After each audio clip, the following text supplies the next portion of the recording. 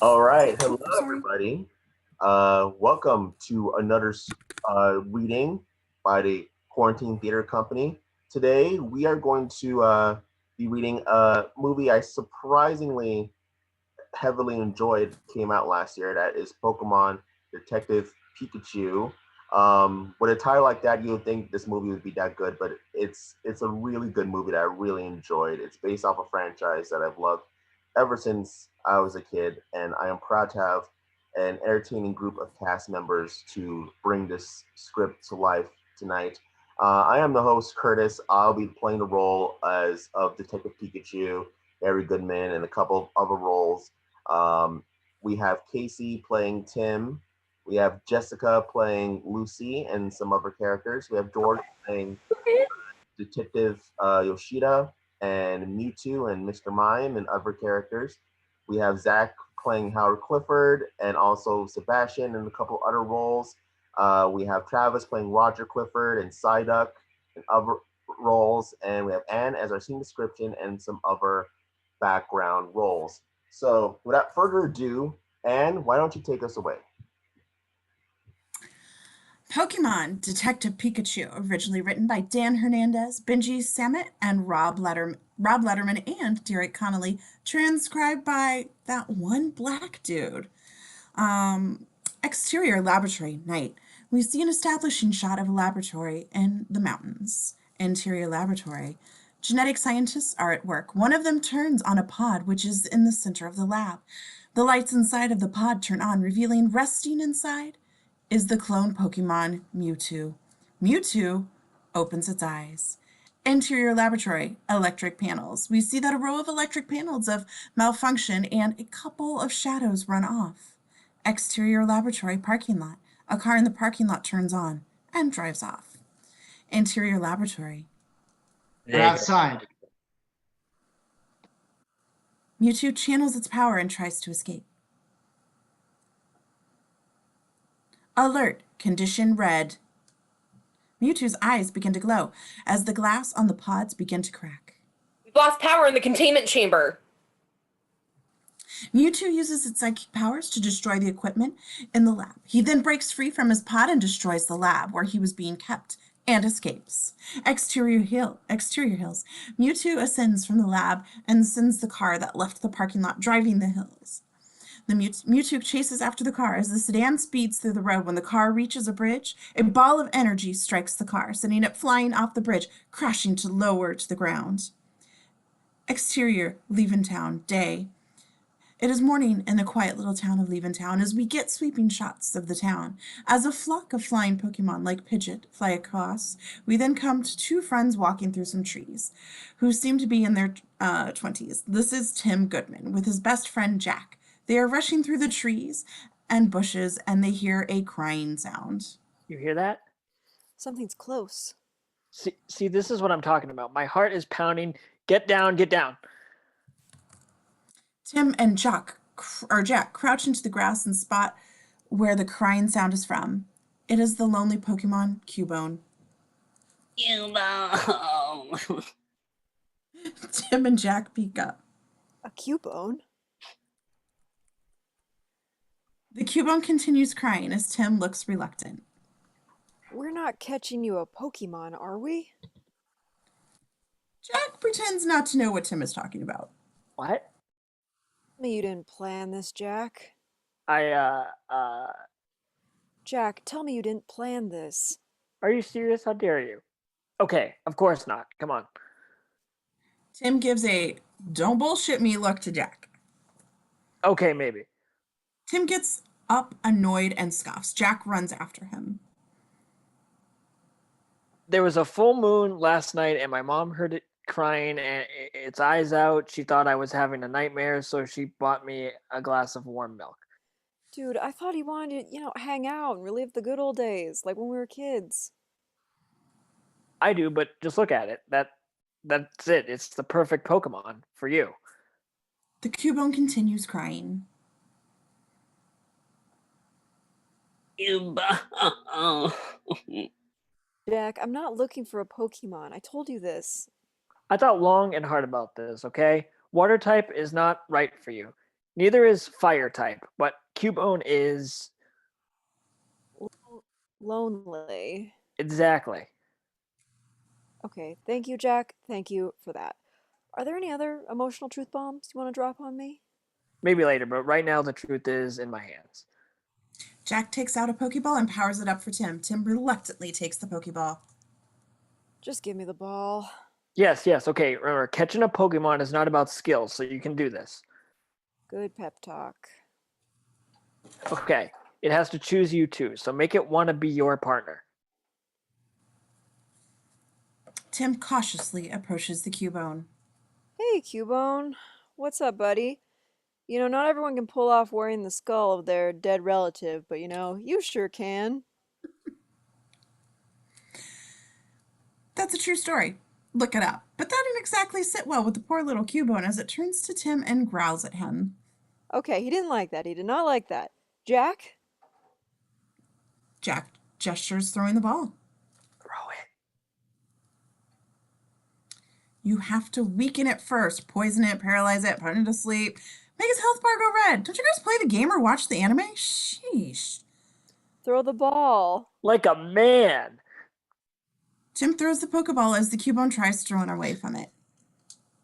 Cubone. The Pokeball hits Cubone, and the Pokemon is sucked inside. The Pokeball lands on the grass and starts shaking. I did it. Jack laughs excitedly along with Tim as well. No amateurs. You have to wait till it stops shaking. Still got it. But Tim sees the ball still whirring and shaking. The light's not green. It still hasn't turned green yet, Jack. That's bad, right? Swirl the D-pad on the Game Boy, Tim. Swirl the D-pad! Okay, that doesn't really work, but it worked for me all these years playing Pokemon.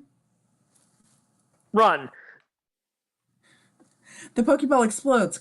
Out comes Cubone, furious and growling. The Cubone chases after Tim, who is running away like brave Sir Robin. Told you should have weakened it, noob. It didn't choose me. Run. It didn't choose me. I can see that. I'm not its choice.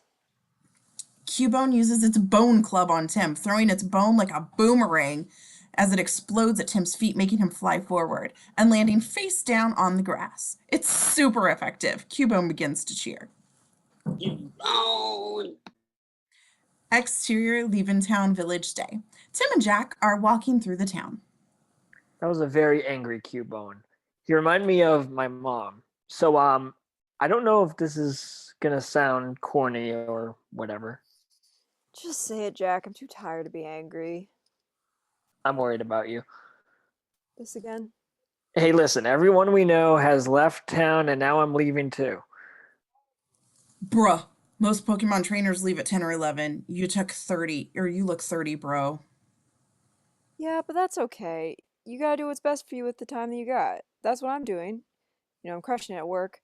I'm gonna get a promotion real soon. What's the promotion for an insurance appraiser? Senior insurance appraiser? No, actually, that's 2 steps up above where I'm at right now. You're not gonna make me throw up. That's not a real thing. Tim's cell phone begins to ring. Or is it a Pokegear? Y'all play Gold or Silver. You know what I'm talking about. Wink, wink. Oh, I finally have service. Wait, 5 voicemails? Why would I have 5 voicemails? It's Gym Leader Lieutenant Surge. He wants a rematch with you. Build up your experience points on your Pokemon, bruh. Maybe it's an insurance agency. Tim listens to the voicemail. His face turns to a frown real quick. Jack notices something is wrong. Who is it? It's the Rhyme City Police Department. There was an accident. Interior train day. Tim sits in a train, distraught and lonesome, headed to Rhyme City. He reads the headline of the newspaper that reads, "Detective dies in fiery crash." Tim is visibly upset.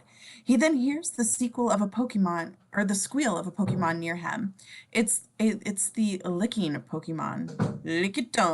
Lick-a-tongue, lets out its long-ass tongue and proceeds to slowly lick Tim. Please don't. Gene Simmons continues to do so anyway. He's just trying to cheer you up, buddy. That's Lick-a-tongue's way of saying I love you. I actually meant, please do. Thank you. Thank you. You have a very generous tongue. That's what he or she said. Tim then takes a handkerchief and wipes his face. Does this does this licky tongue belong to someone? Anybody? No? The PA system turns on. Thank you for joining us. Please sit back and watch this short informational video welcoming you to Rhyme City. A screen turns on in front of Tim. On screen, in the video, we see a couple of cute Charmanders, the best Kanto starter playing in the woods. We also see a cute little squirrel swimming in the lake.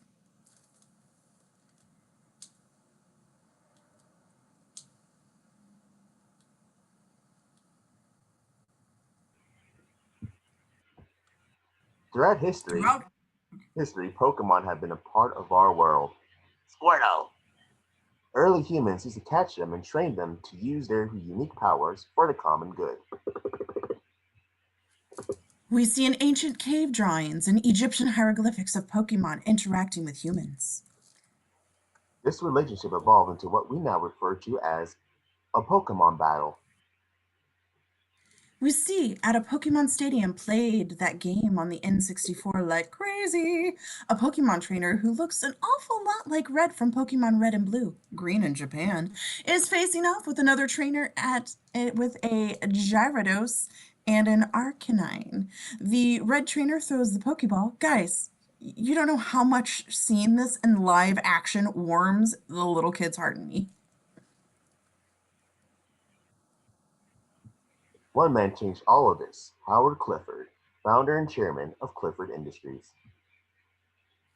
A picture of Howard Clifford, Davy Jones without the weird squid beard, is shown on screen, along with the building to his corporation. Diagnosed with a rare degenerative disease, he retired from his corporation and searched the world for a cure. We see a picture of Howard hanging out in the rainforest with a group of cute Totodiles, the best Johto starter.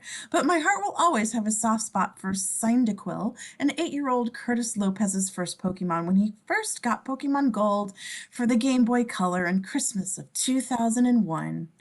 We then see Howard in an interview. And it turned out that the cure I was looking for was for me to evolve into a better version of myself.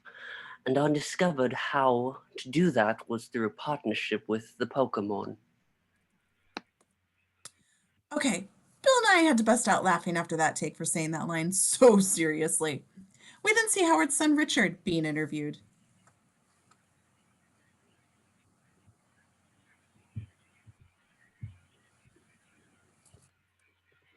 Tricky Dick, Richard? you there?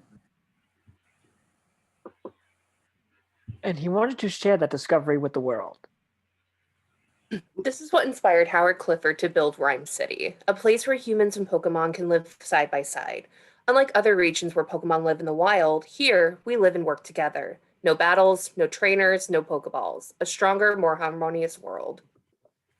Boo! That's what made Pokemon awesome in the first place. Don't go Pokemon the first movie on us and try to spread an anti-fighting message from a movie based on a franchise that revolves around battling with Pokemon. You better have some cool action scenes to make up for this absurdity. Anyway, exterior downtown Rhyme City Day. As Tim enters the city, we see Howard on a nearby screen. From all our citizens, welcome to Rhyme City. As Tim enters the city, he is walking through the crowd of humans and various Pokemon galore for fans to play. Spot the Pokemon, including the best Kanto starter, Charmander. Charmander! We get a nice sweeping shots of the impressive-looking Metropolis of Rhyme City as the flying-type Valiant Pokemon, Braviary, flies through. When we see that at a crosswalk, a Snorlax is snoozing in the corner and a Machamp is directing traffic. This is just too awesome! We then see a couple of panda-looking Pokemon, Pancham playing in some nearby bamboo. Did you know these were grown for the TV show Kung Fu starring David Carradine? Tim walks through the city, unamused. Bruh, seriously, I'd be ecstatic right now. On a TV screen, we see a troop of firefighters working alongside. Holy shit, it's the Squirtle Squad! Geekism! fires wouldn't be the same without their Squirtle partners. Squirtle, Squirtle, Squirtle. Tim comes across the RCPD building and enters. Interior RCPD Detective Yoshida's office day. Tim sits before a desk as Pokemon Snowball furrows its eyebrows at Tim and growls at him. Snowball. Detective Hideo, let them fight Yoshida, enters the office and greets Tim. Hi, Tim. Lieutenant Yoshida? They shake hands. Your dad was the best of the best. Best of the best? Isn't that the movie with James Earl Jones and Eric Roberts? Heard good things. He was a legend in this precinct. Thank you. Thank you for saying that. Yoshida sits back at his desk. It was a terrible tragedy losing him and his partner, His partner? his Pokemon. Oh, I didn't... Snowball. I'm sorry, is yours mad at me? Snowball? Yeah. He may look grumpy on the outside, but I assure you, he's adorable on the inside. Yoshida proceeds to pet Snowball, but it instead turns its head to Yoshida and starts snarling. Yoshida stops petting. If you don't mind me asking, how come you don't have a Pokemon? I thought I remember Harry saying you wanted to be a Pokemon trainer when you were young. Yeah, that didn't really work out. I work in insurance now, so... I understand. But Tim, please don't put this all on yourself. No one should go through this type of thing alone. If you're anything like your dad. I'm not. Tim gives Yoshida a Kamala Harris I'm speaking smile. I was just really raised by my grandmother. Do you have the spare keys to his apartment? I should go wrap things up there. Of course, of course. Yoshida takes out a business card and hands it to Tim. Here's his address. Awesome. I can take you over if you want. Nope, I'm all good. Thanks so much. Yoshida hands Tim the keys, but Tim walks away. But as Tim walks away. Tim, this job, it demands a lot. But you were on his mind every day. He loved you more than anything else in the world. Tim isn't too sure about all of this. It's nice to meet you, Lieutenant. Tim leaves. Snowball whimpers at Yoshida and Yoshida pets him. Snowball stops growling and immediately acts like a precious little puppy dog. Exterior Rhyme City streets, night. Tim walks through the streets of the city. Tim arrives at his father's apartment building, but something catches his eye. Tim sees the duck Pokemon, Psyduck, across the street staring at him. Psyduck realizes he's been caught and runs behind a dumpster. Tim thinks nothing of it and enters the apartment building. Interior apartment lobby, night. Tim steps inside the lobby and goes to the front desk where the receptionist is sleeping, along with his wood gecko Pokemon, Trico. The best hone starter and Curtis's choice pick when receiving Pokemon Sapphire for the Game Boy Advance on his 10th birthday in 2003. Trico is sleeping on a glass window until Tim taps the window, waking it up. Excuse me. Trico squeals to wake up its master, but to no avail. Okay. Tim steps forward to the mailboxes and opens one for this father. He finds several envelopes inside and closes the mailbox, but as he closes it, the Psyduck from before, it is right there standing next to him. Tim gasps. Psyduck. Are you trying to rob me or just annoy me? Psyduck. He's with me. Tim looks up the staircase of the lobby and sees that at the top, a young reporter lady named Lucy Stevens, who's, let's be honest, is hella cute. We need to talk. We do? I've been waiting to see who would open up that mailbox. You just walked into quite a story. Lucy descends the staircase. Stories like this spread fear, and they're afraid of fear, but I don't fear fear. I don't walk the walk, I talk the talk, and I'm willing to do whatever it takes to get to the honest scoop, and that's the hard truth. I'm sorry, who are you? Lucy Stevens, reporter for CNN. Oh, you seem kind of young for that. Lucy rolls her eyes and confesses the truth. I work for the CNN blog, making Pokemon listicles all day, okay? Top 10 cutest Pokemon. Oh, yeah, my grandma loves those. Yeah, newsflash, they're all cute. Such a waste of time with my nose for a story. Psyduck starts quacking and freaking out as Lucy tries to calm him. Oh, no, not now, Psyduck. Quack, quack, quack, quack, quack. I'm working a source. Just one more minute, okay? Okay, I'm gonna... But as Tim tries to head upstairs, Lucy stops him. I'm gonna need you to go on record and tell me everything you know about Harry Goodman. Wait, what? Harry was onto something big, real big, and then all of a sudden his car crashes over a bridge? I think not. Something's rotten, and I'm gonna get to the bottom of it. Hey, look, I barely know the guy. I haven't seen him in years. Where's your Pokemon partner? I don't have one. Why does everyone keep asking me that? Loner. He's probably hiding something. Psyduck. Okay, I'm gonna go. Tim tries to head upstairs one more time. Hey, I may only be an unpaid intern, but I can smell a story, and I'm gonna find it. Okay, you do that. Lucy turns to leave the building. Come on, Psyduck. Let's go. Psyduck. Lucy and Psyduck leave as Tim watches. Interior, Harry's apartment night. Tim enters his dad's apartment and takes a deep breath. What is it? Hello? Tim turns to see where the talking is coming from. Tim turns to the TV show showing angels with filthy souls? Wait a damn minute! Does this mean that Home Alone takes place in the Pokemon universe? Wait, does Kevin McAllister have Pokemon? Are Marv and Harry part of Team Rocket? This changes everything. It's me, Snakes. I got the stuff. Just leave it on the doorstep and get the hell out of here. All right, Johnny, but what about the money? Tim turns off the TV. Still with the old detective movies? You and Kevin McAllister can't hang. Tim takes off his backpack and his eyes the various certificates and awards Harry has achieved over the years. Tim goes over to Harry's desk, turns on the desk light, and reads a newspaper clipping that says, "More remains of ancient Mew unearthed at Rhyme City dig site."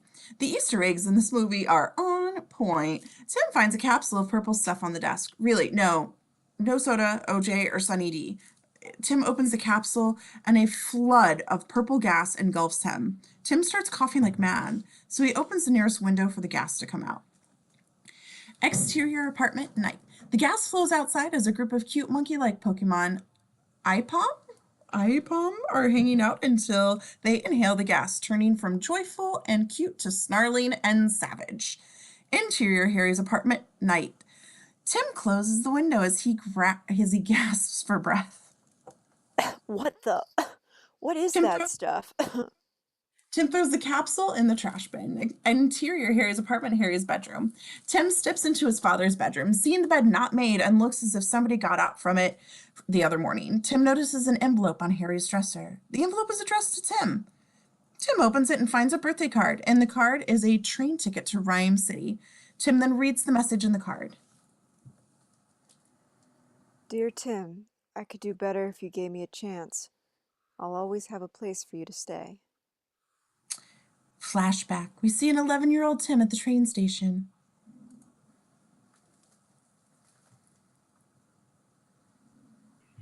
The train on platform. Your father will pick you up at the station. I'm not going. What? This is home. I want to stay here with you, Grandma. Cut back to present. Tim puts down the card.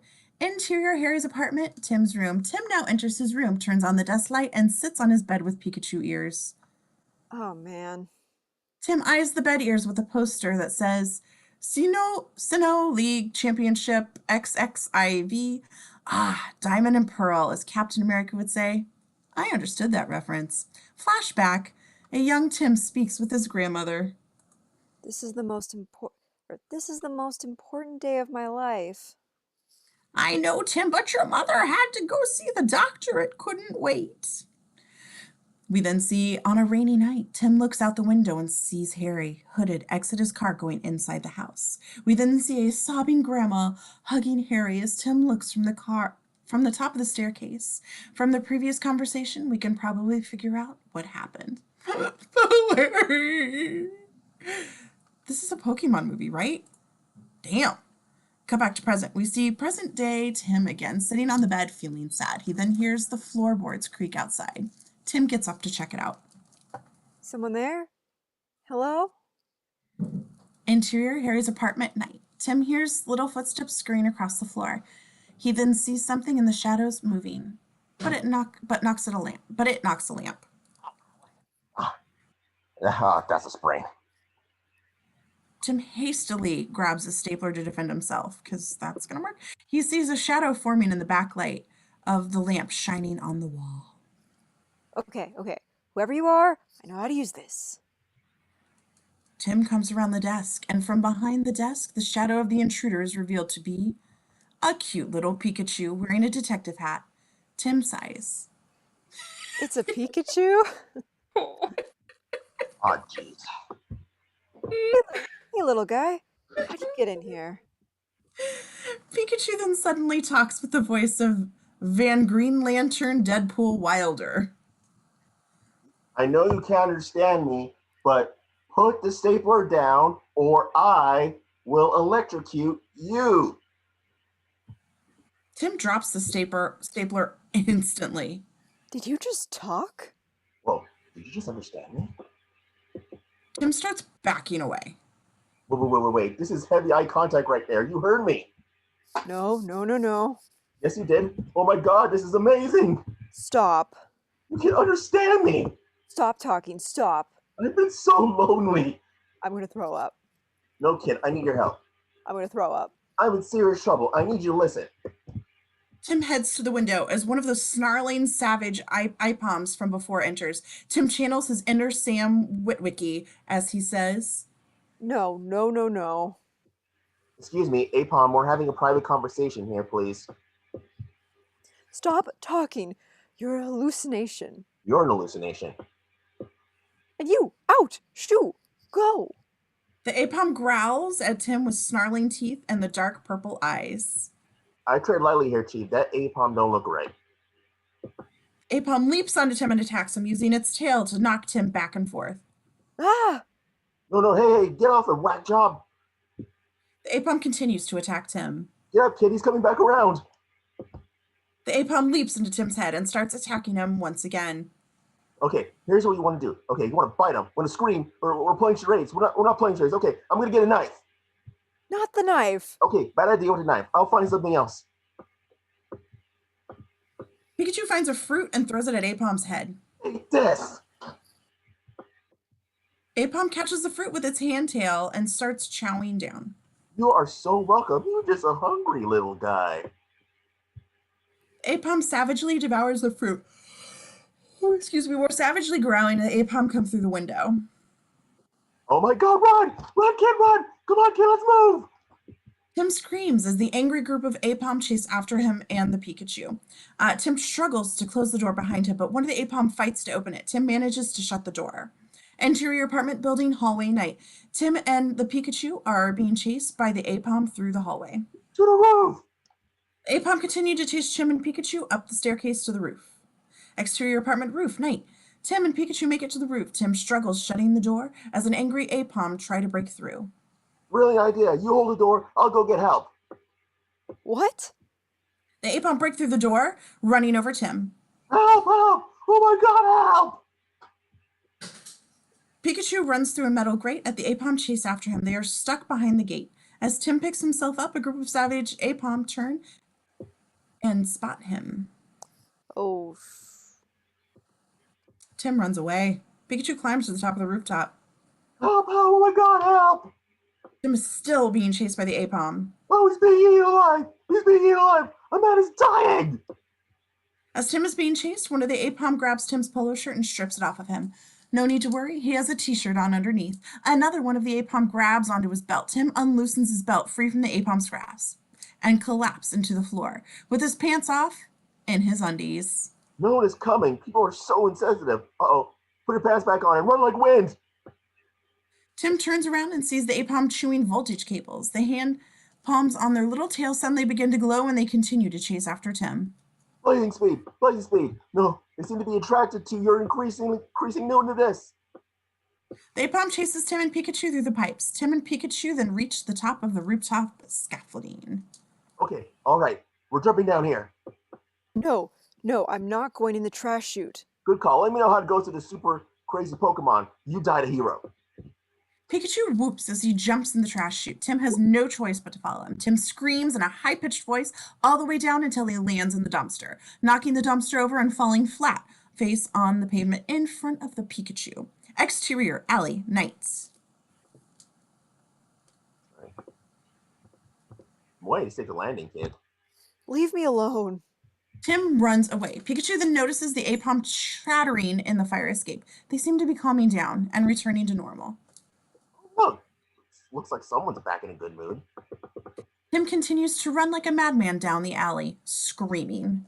Run! Rabbit Apom! Exterior street, marketplace night. Tim runs into the marketplace, running around screaming, with just a t-shirt on, along with his drawers. People walking by give him funny looks. Run! Go! Go! Go there! Go! But when Tim turns around, he sees the Apom are back to normal, jumping and playing around. Pikachu is there too. I think fans could do a lot of good right now. Tim notices and covers below his waist. One of the Apom hands Tim back his pants in a friendly manner. Aww. But Tim, like a jerk, quickly snatches it and shoos the Apom away. Shoot! Go! You know, I pictured you more as a bit of a briefs guy, but those are nice. Me, I don't wear underwear. You know, I'm not modest. Tim spots a couple walking by and stops them. Excuse me. Hi. Sorry. You can hear him, right? You can hear him talking? Tim points to the Pikachu. Pika, Pika, Pikachu! Oh, yeah, Pika, Pika, Pika. He's adorable. You're adorable. They can't understand me, kid. It's me. It's that stuff that I put up my nose. The couple gives Tim a what the fuck look and walk away. Nice to know that cocaine still exists in the Pokemon universe. Not like that. No, it was a gas. I was breathing gas. Hey. Accidentally. It was an accident. Ixnay on the gas, eh? Unless you want Johnny Law to give you a one-way ticket to Who's Gal, let's move. No one else can hear him? This is the first for me, too, kid. He's saying words. Try to talk to people all the time. All I hear is Pika Pika. They pat or kiss me, stick a finger in me. It's really gross. What? Can no one else hear him? Can you hear him talking? Do you hear him saying words? What are you not getting here, kid? You're the only one who can hear me. It's like destiny. It's not destiny. Then why were you in that apartment? It's my father's place. That's why I was there. Why were you there? You're Harry's son?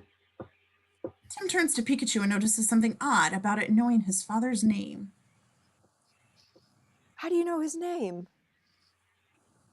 Pikachu takes off his hat and gives it to Tim. Tim reads a tag inside the hat that says, "If lost, return to Harry Goodman, 1722 Green Street, Rhyme City."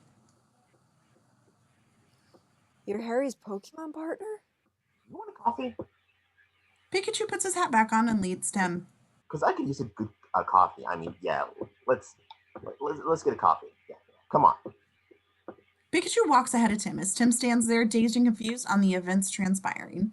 Interior, Hi-Hat Cafe, night. Tim and Pikachu sit at a bar in the coffee shop. And so there I was, in the middle of nowhere, with a bad case of the forgetsies. The only clue to my past is Harry's name and address inside this hat. So I made my way to the apartment, and that's when I found you. Tim looks nervous as he turns around and spots the corner of the cafe. A famous cute pink puffball balloon Pokemon, Jigglypuff, is singing to a cafe patron who's asleep at the booth. Because it's what Jigglypuff's singing does, put you to sleep, I hope she gets angry and draws on his face. Jigglypuff, Jiggly. I don't know, maybe Harry got in too deep. Deep in what? You know, mixed up with the wrong crowd, that kind of thing. I haven't seen the best of us. Tim notices the cafe barista giving him a what the fuck look as he notices Tim talking to a Pikachu as if it were a normal conversation. The depths pile up, the walls close in, right becomes wrong becomes wrong. Tim takes out his cell phone and pretends to talk to it. Wait, who you calling?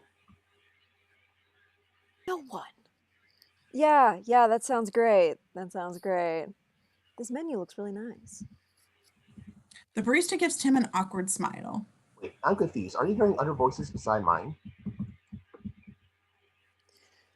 know is, why can't I understand you? Oh, I can't help you there, kid. Like I said, I have amnesia. I can't remember a darn thing. Tim notices an intimidating-looking cafe patron along with his Pokemon, Purloin, a purple cat Pokemon, eyeing him suspiciously. Tim gives him an awkward smile as he pretends to, yet again, talk into his phone, but really talk to Pikachu. Okay, so you're a talking Pikachu with no memories, who's addicted to caffeine. I can stop whenever I want. These are just choices. Another round, extra shot, black as night. Thanks. The other barista turns out to be the carefree water grass type Pokemon Ludicolo with his grass sombrero and everything. Ludicolo sporadically shouts, Look, I'm a great detective, but I can't solve my own mystery if I have no memory. Then how do you even know you're a detective? Well, I can feel it in my jellies. What is that? What is that? It's the jellies. It's that thing, you feel it when you really believe in something, despite everyone telling you you're wrong, which is why you need to find Harry. He's the key to my past.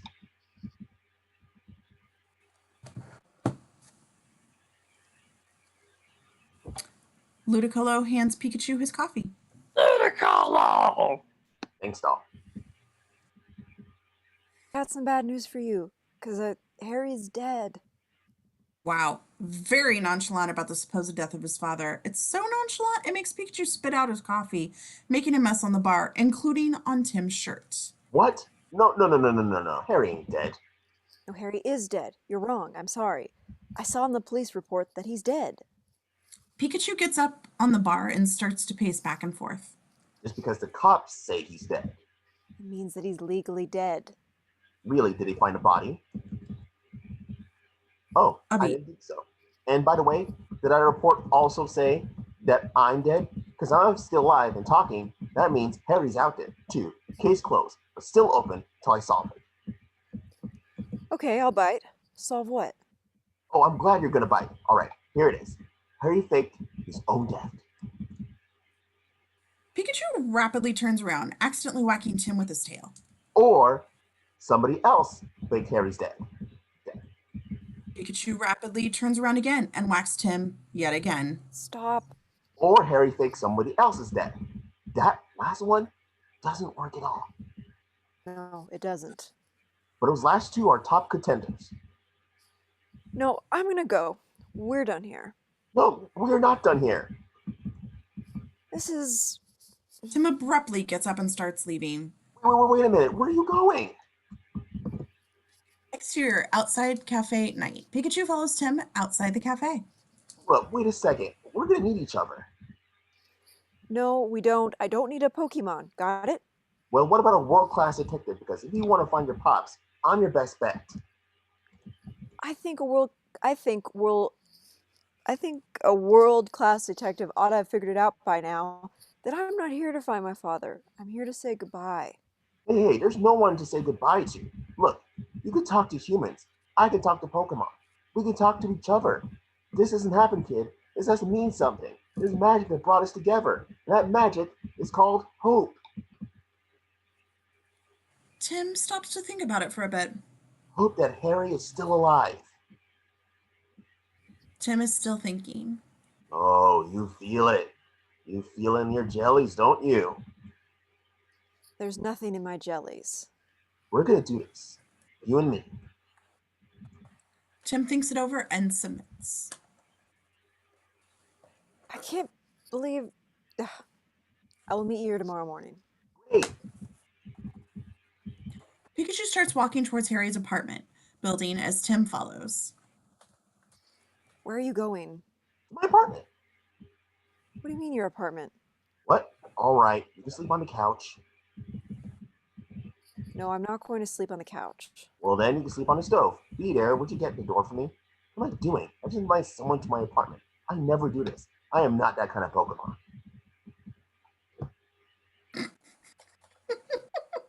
Interior, Harry's apartment, Tim's bedroom, night. Pikachu looks around Tim's room. No fingerprints. Ugh. Doesn't add up. What is going on here? Searching the joint. Looking for clues.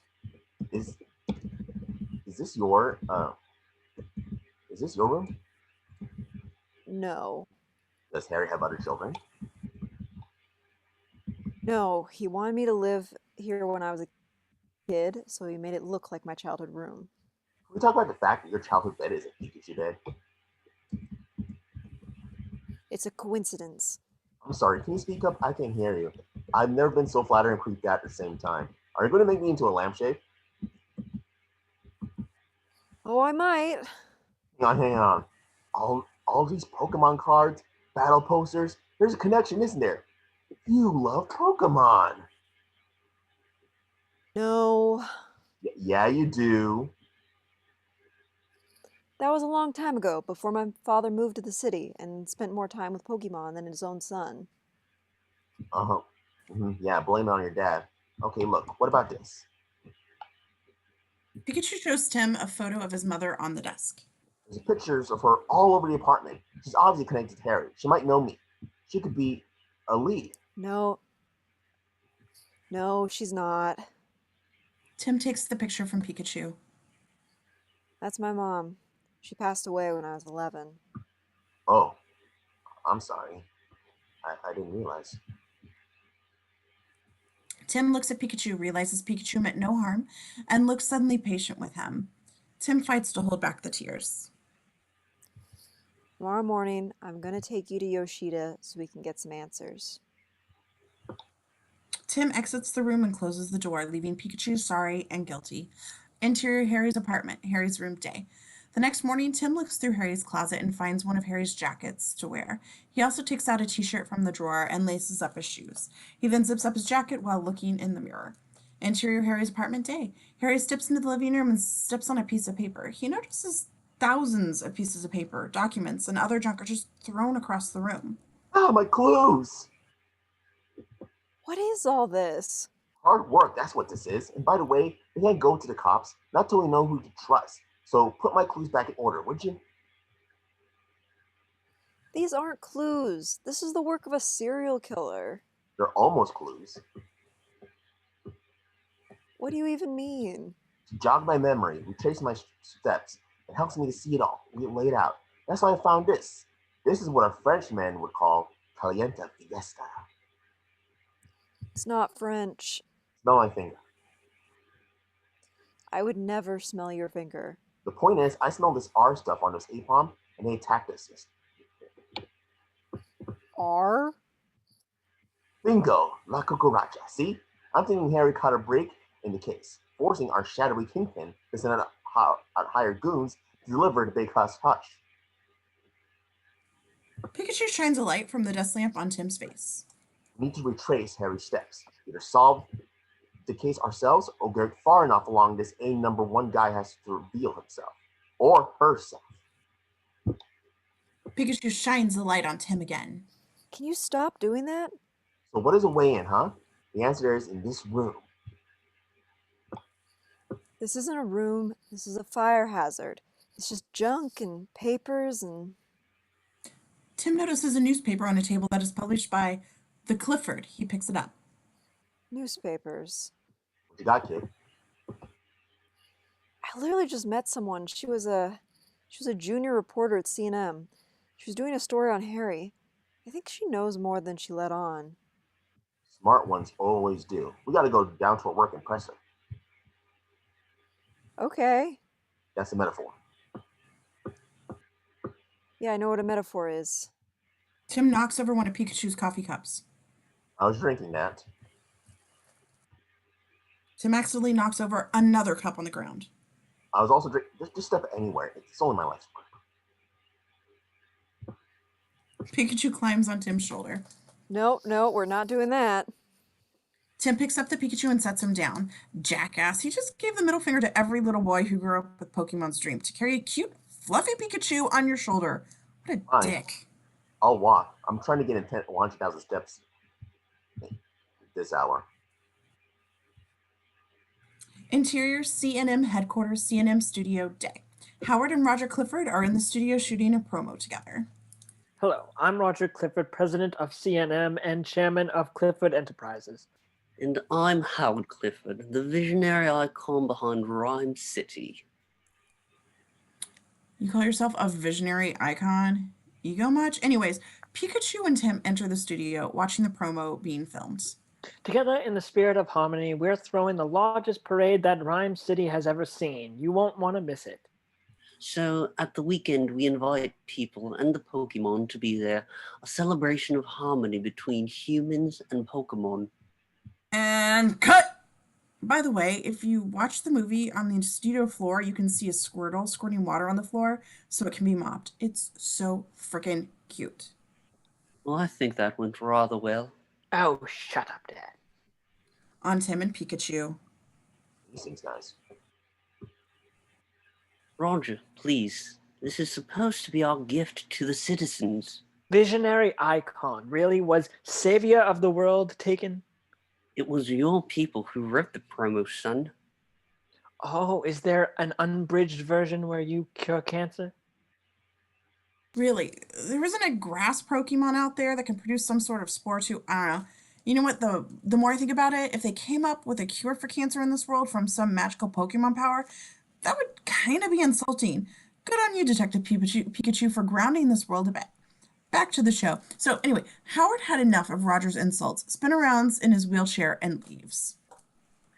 Oh, that's right. Yeah, turn your back on me like you always did.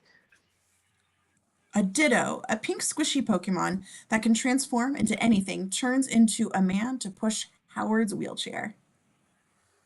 By the way, no one likes your Pokemon. Tim then spots Lucy. There she is. Ooh, I can see we're excited. I was not that excited. Mr. Clifford! Mr. Clifford! Mr. Clifford, I may have a story for you. I've heard rumors of Pokemon attacking people, but there's been no mainstream coverage. I'm sorry, we're not tabloid, which means we do not report on rumors, gossip, or heresy. It's not news if it can't be verified. You want a story, find a source. That's right, Lucy. We only report news that is fair and balanced. This isn't Fox. Wink, wink. Roger leaves Lucy. Oh, and pro tip, a reasonable sense of fashion. Really? That's your best insult, dude? Well, this leaves Lucy alone and discouraged. She then spots Tim across the room. She heads over to him. Here she comes. Here she comes. Try to look deep. What are you doing here? Hi again. Yeah, I know it seems weird, but I actually needed to ask you something. Now's not really a good time. Yeah, I saw that. I'm sorry. Pikachu loudly slurps a cup of coffee. Sorry, it's piping hot. Found yourself a Pokemon partner. Not exactly, no. Oh, he's cute. Lucy starts petting Pikachu's cheek. He's trying to work me, kid, but trust me, I could. Lucy then finds that right spot to scratch. Oh, sweet Mother Arceus, that feels so good. Oh yeah, these writers definitely did their research.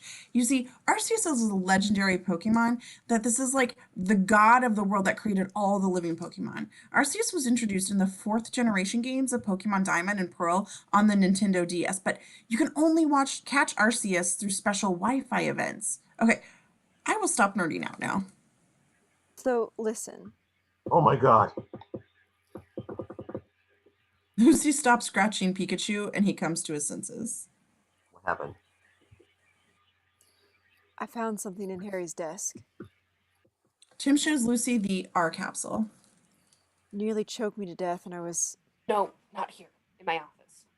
In her office. We're going to her office.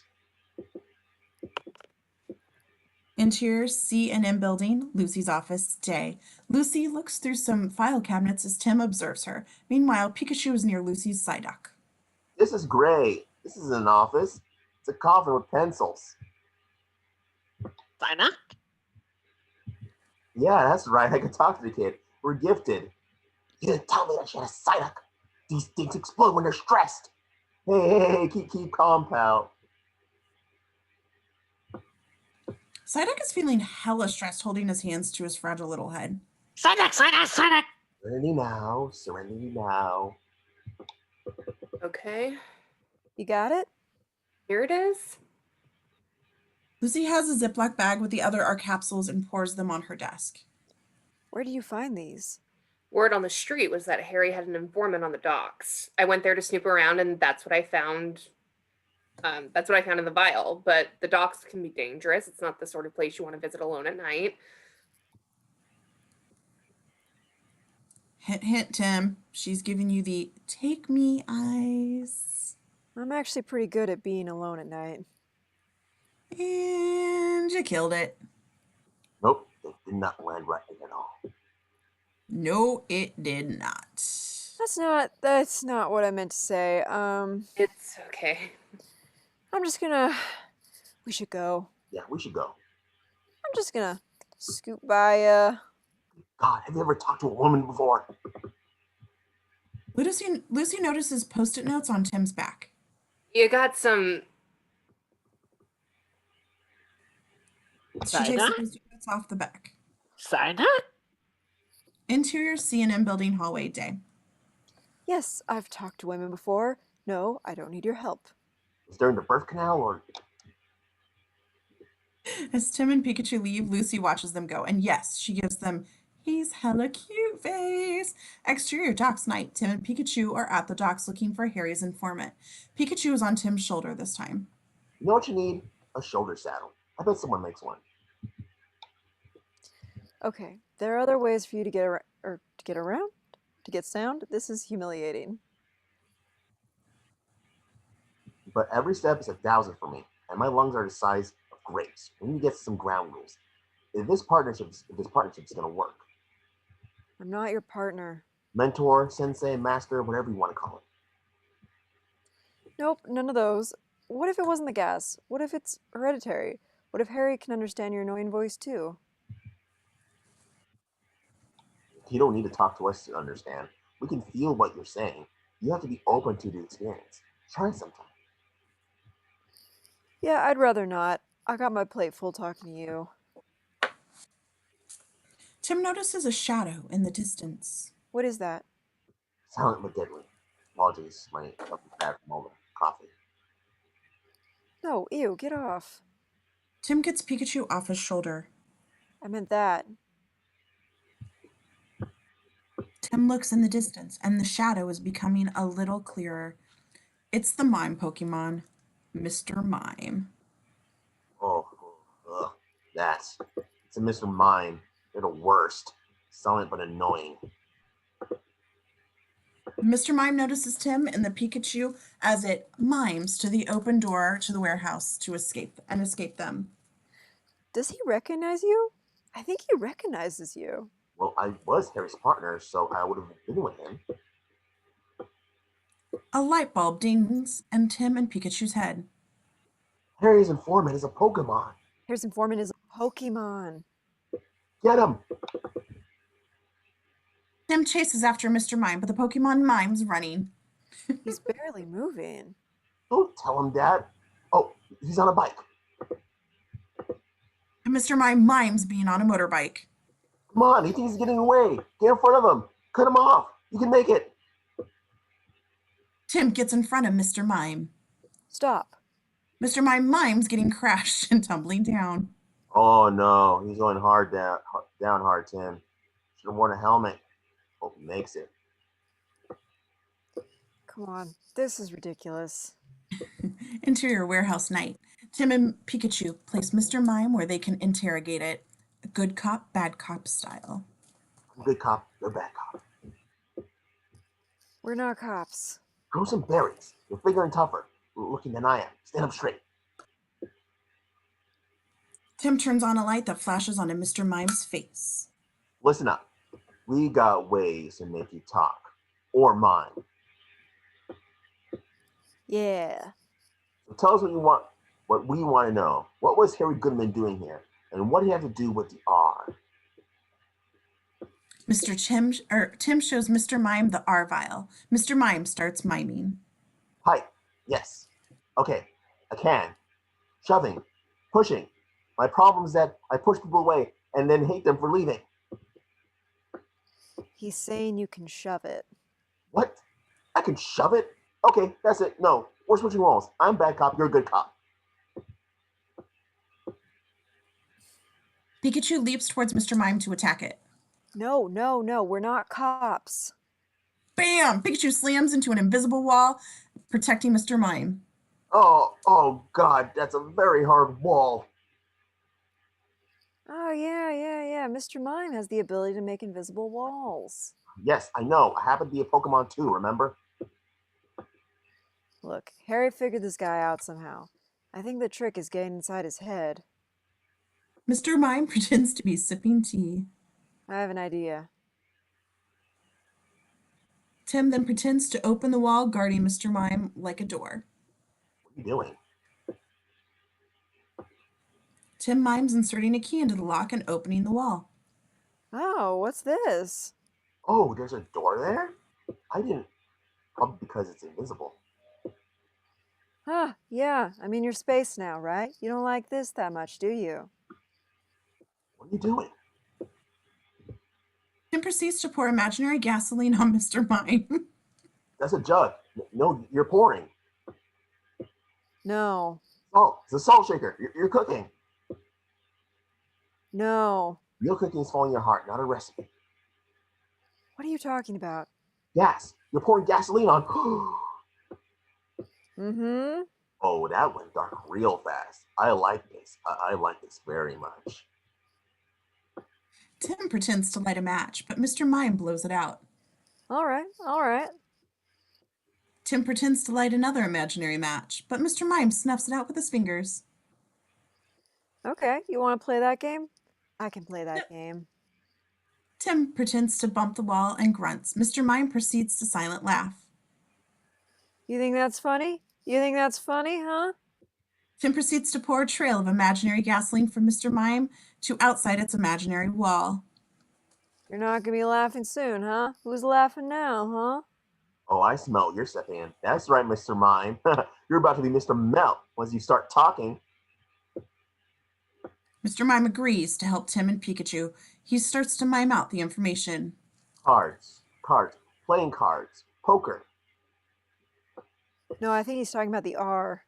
Someone was handing out R? These are body words. Where? Mr. Mime continues to mime out the information. Circle, house, moon house, moon house. Enough for the game. Say it. Just say it. Talk, you stupid mime. Okay, just relax. Mr. Mime continues to mime as Tim tries to figure out what he is saying. Round house. The source of the R came from the roundhouse. Ooh, are Patrick Swayze and Sam Elliott going to show up? Oh, wait, that's Roadhouse. Never mind. Nice work, kid. Maybe there's a little detective in you after all. Tim unknowingly drops his imaginary lit match on the imaginary trail of gasoline, lighting an imaginary fire that will almost likely imaginary burn Mr. Mime. Interior Roundhouse Night. Tim and Pikachu enter the Roundhouse. It's an underground club where people hold illegal Pokemon battles. Inside, the loudmouth Pokemon Loudred, several of them beatboxing to create loud rave music. At the DJ booth, we see the leader of the Roundhouse, Sebastian, some dude with a Charizard tattoo on his chest, announcing the match. Critical hit! Additional damage! The battle is between a ghost-type Pokemon Gengar and a Blastoise, the fully evolved form of Squirtle. Jesus Christ, this is awesome. Gengar flies down to the Blastoise, and Blastoise tries to douse it with its water cannons. Tim looks excited. I didn't know they had Pokemon battles in Rhyme City. Not supposed to. Gengar tries to blast Blastoise. See what I did there with the Shadow Ball attack? Gengar, use Shadow Ball! Yeah, that's what I just said. Blastoise proceeds to use the Hydro Pump to douse the Gengar, but it dodges. Gengar uses the double team to make fake clones of itself surrounding and confusing Blastoise. Blastoise spins around in its shell and douses Hydro Pump on all of the Gengars. Come on, let's take a look around. From a distance, a mysterious pink-haired lady wearing shades spies on Tim and Pikachu. The lady proceeds to text her phone, "The kid's here. He's with the Pikachu." Okay, kid. So here's what we know. Harry traces the R to here. Then frequents this joint because someone here knows something about something. Sebastian then notices Tim and Pikachu. You seem to find someone and something. Hey, where's that Pikachu partner? Don't go. I think the someone just found us. Wow. I can see these guys in their search history. Who are you? Let's see where this goes. Tell him you're my new partner. I'm his new partner. Well, that Pikachu's Thunderbird almost wrecked my prized Charizard last time he was here. Sebastian's flying lizard Pokemon, Charizard, appears behind him. That's right, dudes and dudettes. This man is the owner of the greatest and baddest mofo of all Pokemon, Charizard. That's right. Not only is he the best full evolved starter Pokemon, he's the best Pokemon, period. Haters gonna hate. Your kids can keep your Greninja. Charizard is straight up OG. The scar is still fresh. All I hear are consonants, and all I see are nipples. And you know what? You ruined my coat, man. Look at this. Sebastian shows his damaged coat to Tim. I'm so sorry. Forget the coat. Where's his shirt? This is my place. And nobody comes into my place and does that to my Pokemon. Sebastian's Charizard glares at Pikachu. What are you looking at? Or to my coat. Right, the coat. The coat. What are you doing? Classic stare down, kid. First one to blink loses. Now stop distracting me. All right, look, I just want to know why his old partner was here. That's all. Gengar wins. Ready for the next battle. And I want a rematch. You give me my rematch, I'll tell you everything you need to know. Tell him he's on, amigo. Okay. A new battle's unfolding. Pikachu versus Charizard. Rematch. Charizard, is that how you say it? I've been saying it wrong all these years. Awesome. The crowd cheers wildly. Tim opens the gate to the battle arena to let Pikachu in. Here, hold my hat. I'm about to rock this place. Okay. Charizard. Yeah. Just doing some light stretching. Never want to go into these things tight. You're gonna win this time, okay? What are you doing? What is your plan of attack? I don't operate according to plans, kid. I deal with things in the moment. Sebastian is at the other side with his Charizard as it growls ferociously. Sebastian secretly pulls out a vial of R. Here you go. Now you'll be ready. Sebastian opens the vial and lets the Charizard sniff the purple gas. Instantly, Charizard starts snarling like a mad animal and is beginning to act wild. Now, obviously, I've dealt with this putz before, so I'll just do it again.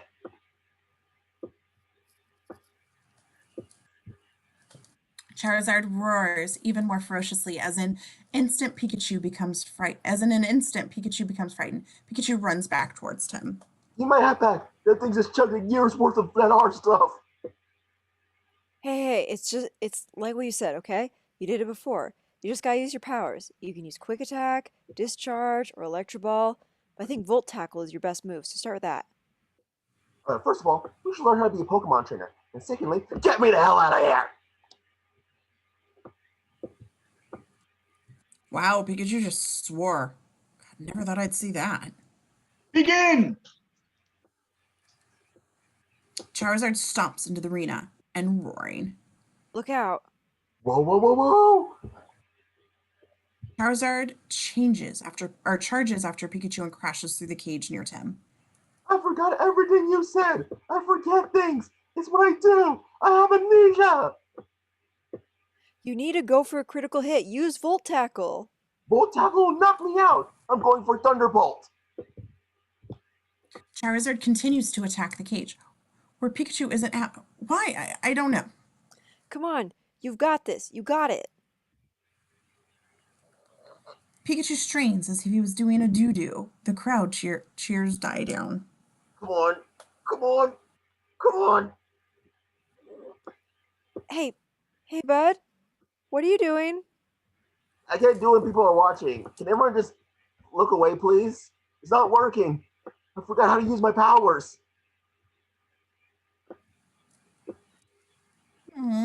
Charizard quits attacking the cage area where no one is, turns to Pikachu and roars. But he didn't. Charizard unleashes a powerful flamethrower to intimidate Pikachu. Sebastian screams with ecstasy. Charizard spreads his flames around the arena. Pikachu, run! Whoa, whoa, whoa, whoa! Charizard chases after Pikachu as it continues to produce flamethrowers. Charizard then picks up Pikachu and throws him at the cages. The crowd goes wild. Take out with one hit. Aw, Pikachu, you wanna cry?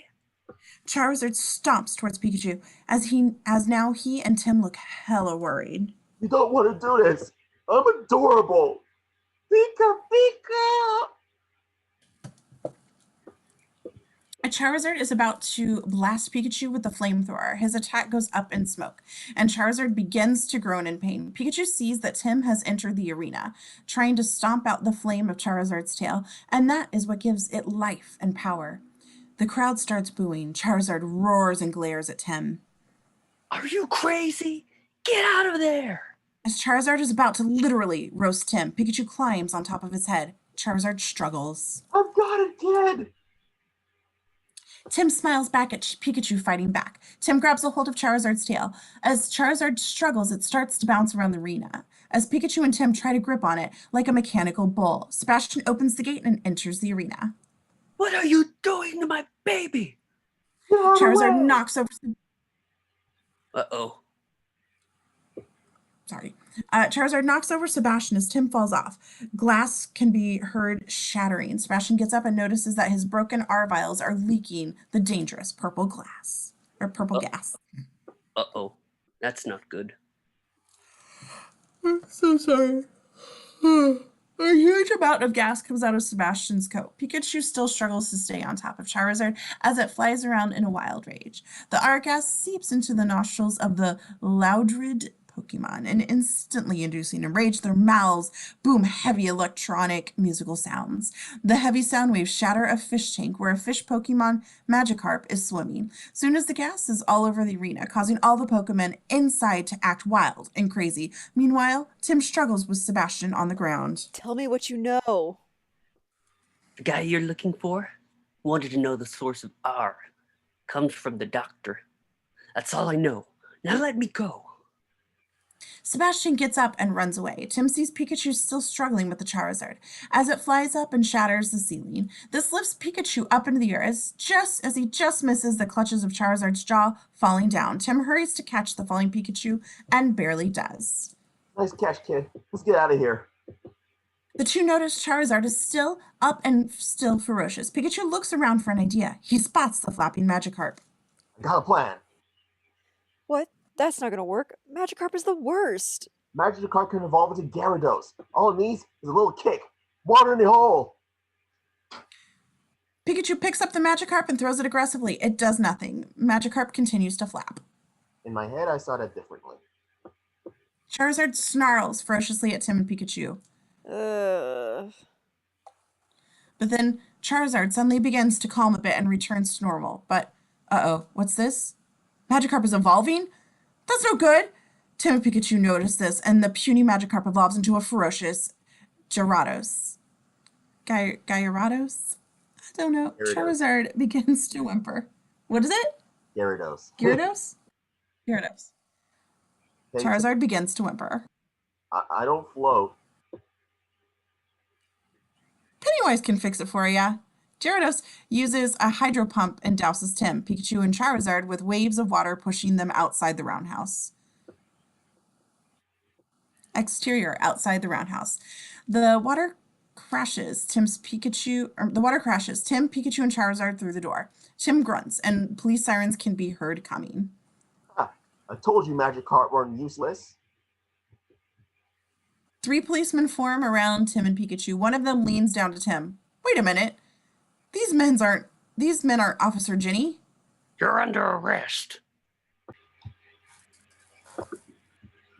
Interior RCPD Detective Yoshida's office night. Yoshida enters his office and sees Tim and Pikachu. Thought you couldn't wait to get home. Yeah, well, my plans changed because I found him. I'm not following. Harry's not dead. If his Pokemon partner's still alive, that means he is too. That's not proof, son. What about the chemical R? Give me a minute. Harry's last case had to do with those underground battles. That's why I was there. There's a chemical. We ran an investigation. Harry figured it out and he's in trouble. The case is closed. Over. You gotta reopen the investigation. He's out there. I can feel it. Ian Jellies, go ahead and say it. I'm not gonna say that. I can feel it, Lieutenant, in my bones. Not as good. Stop. Oh, yeah, and I can understand Pikachu, like, word perfect, so... Yoshida looks puzzled. Look, Tim, it's very difficult to be coping with loss. Denial can be a powerful thing. Tim slams his hands on Yoshida's desk out of frustration. No, I'm not in denial. I'm right. I know it. He's out there. Yoshida sighs. I never wanted to show you this, but I think it's important you see it. Yoshida turns on a video monitor. The video is that of the car we saw driving from the lab in the beginning, and the blast shooting it off the bridge. No one could survive a crash like that. Not even your dad. Tim looks at the video with sadness and horror. He's gone, Tim. Tim is gut-wrenched as he briefly flashes back to him at 11, staring at a train passing by. Exterior, outside Rhyme City Police Department night. Tim and Pikachu sit on a bench outside, feeling sad. Aww. I should have gotten on that train. What's that, kid? After my mom died, my dad and I drifted apart. He moved here and poured himself into his work. Eventually tried to get me to come live with him, but I wouldn't go. How come? I didn't think he cared. I guess I just got used to him not being around and I couldn't forgive him for it. Till I got here. I realized they did care. But I didn't know. Because I never gave him the chance. And now it's too late. I really wish I'd gotten on that train. Listen, kid. Look. I may not have memories, but I know this much. It wasn't your fault. It wasn't anybody's fault. I'm sure that if your dad was here, he would hug you so hard, your bones would pop.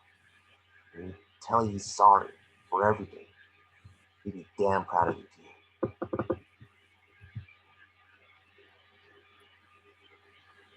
Tears stream down Tim's face as he lets Pikachu's words sink in. He knew a friggin' Pokemon movie would get this dramatic. I haven't been really nice to you. No, you really haven't. Well, we still got one mystery to solve. What? Yours. Let's find out who did this to you. Get your memory back. Tim puts Pikachu's detective hat back on his head. I like that. I like that very much.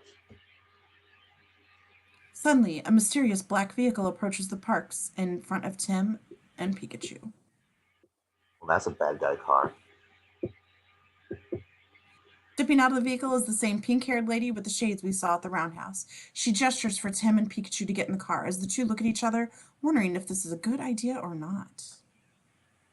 Interior, C&M building, Howard Clifford's office. The pink-haired lady leads Tim and Pikachu off an elevator, walking into Howard Clifford's office, where we see an Arceus, Dialga, and a Palkia statue behind the desk chair.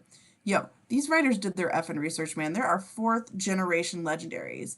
Anne, who's doing the scene description for this, probably has no idea what she's talking about as she's reading this. 100% Curtis. 100%. Howard is at his desk petting a cute little Eevee Pokemon. Note that he is in the shadows, but I don't think he can possibly be the villain. Thank you, Miss Norman. Yes, thank you, Miss Norman. That'll be all. Ms. Norman leaves. What a blabbermouth. Please come in. Howard continues to pet the Eevee as it chitters. Magnificent creatures, aren't they? Suddenly, Eevee starts to glow. It's evolving. Eevee evolves into its fire evolution Flareon. Whoa, Flareon. Imagine being able to evolve into the best possible version of yourself. Howard's newly evolved Flareon walks by Pikachu. What's up? That greatness inside you just waiting to be awoken. Howard somehow reveals himself out of the shadows, but totally not the villain, folks. Hello, Tim. He knows you? I've seen you partnered with Harry's Pikachu. And he knows me too. You knew Harry? The case Harry was working on, it was for me. That's a twist. He's very twisty. Pikachu says this as he plays with a nearby magnifying glass. This compound threatens everything I've built. He knows about the R. How does he know about the R? Because he's probably the villain. I hired Harry to trace it to its source. Imagine my shock when my answer turned out to be my own son. Throwing his son under the bus, totally not the villain move. While devoting my life to perfecting the partnership between Pokemon and humans, a partnership where Pokemon bring out the best in us. In doing so, I'm afraid I've neglected my own responsibilities as a parent. Howard looks at a picture of him and his son, then turns to Tim. Roger resents the Pokemon. I think he's lived in my shadow for so long. He actually wants to destroy my legacy. Well, there's no such thing as daddy issues without daddy.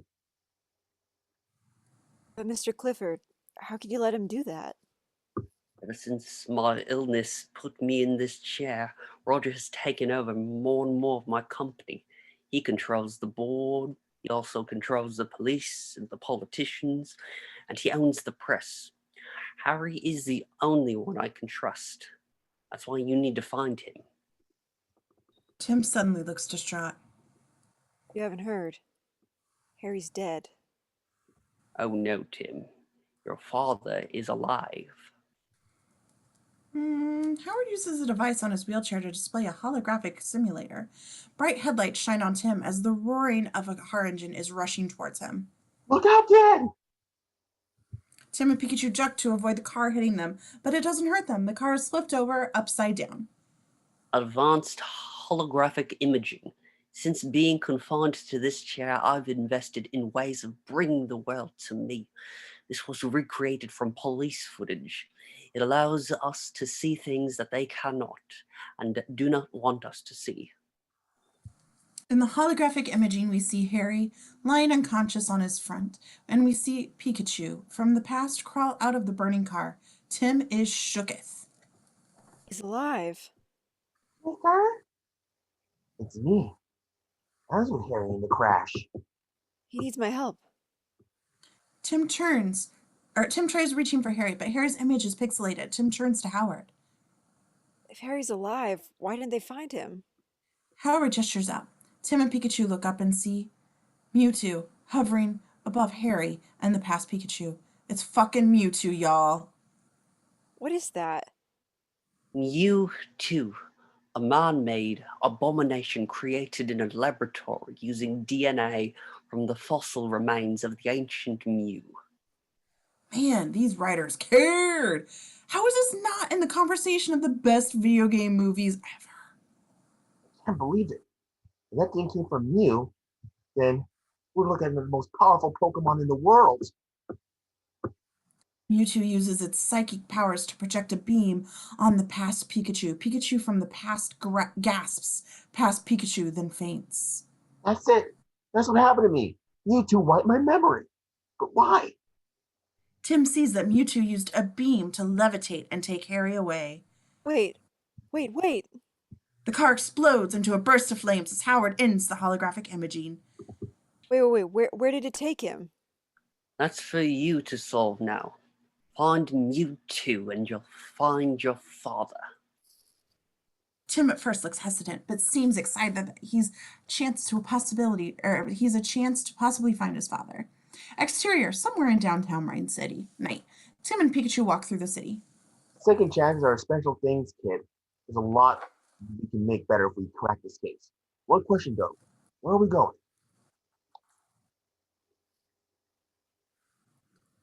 Tim looks too excited to come up with a plan.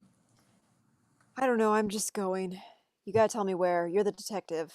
Okay, well, Roger Clifford is the key to all of this. Then we need someone who has access to him. And we both know who that is, lover boy. Okay, come on, let's not start that again. Interior cafe night. Lucy peeks through the window of the cafe. From the outside, Lucy enters the cafe, and Tim, at a booth, notices her. He's quite excited. There she is. Sunglasses. Did you see us? I don't think she could see us. Tim gets up to greet Lucy. Hey, thanks for coming. Don't talk. Lucy sits Tim down. As she passes his booth, Lucy sits Tim down as she passes his booth to sit at the one next to him. Her back is facing Tim. She's taking this whole mystery, deep voice thing a little too seriously. Okay, what happens now? Just act casual. Don't look at me. There's nothing really casual about this. Lucy hands Tim a folder. Look at this. Tim tries to grab the folder, but it falls, with the documents inside scattered to the floor.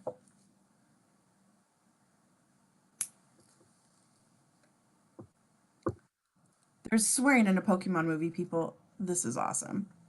Sorry, that was my fault. As they reach for the papers, the two bump each other's heads. How cute, but yet, what a fail this whole secrecy act was. Ow! Sorry, I'm sorry. Oh, this is working out great. Why don't you just have her sit over here? You want to just come sit with us? I never should have encouraged you. You have no chance. Tim and Lucy sit down. I got access to Roger's computer. Oh, wow, how'd you do that? Build a cappuccino on his lap. Ah, that sounds like a waste of coffee. I searched through all his records. I targeted the property rights in the region, and I cross-checked with city records for any Clifford finance businesses until I found it. Paper sent, PCL, a Pokemon genetic research facility.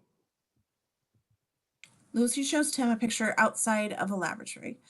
It's the same one seen in the beginning of the film. But that's not all.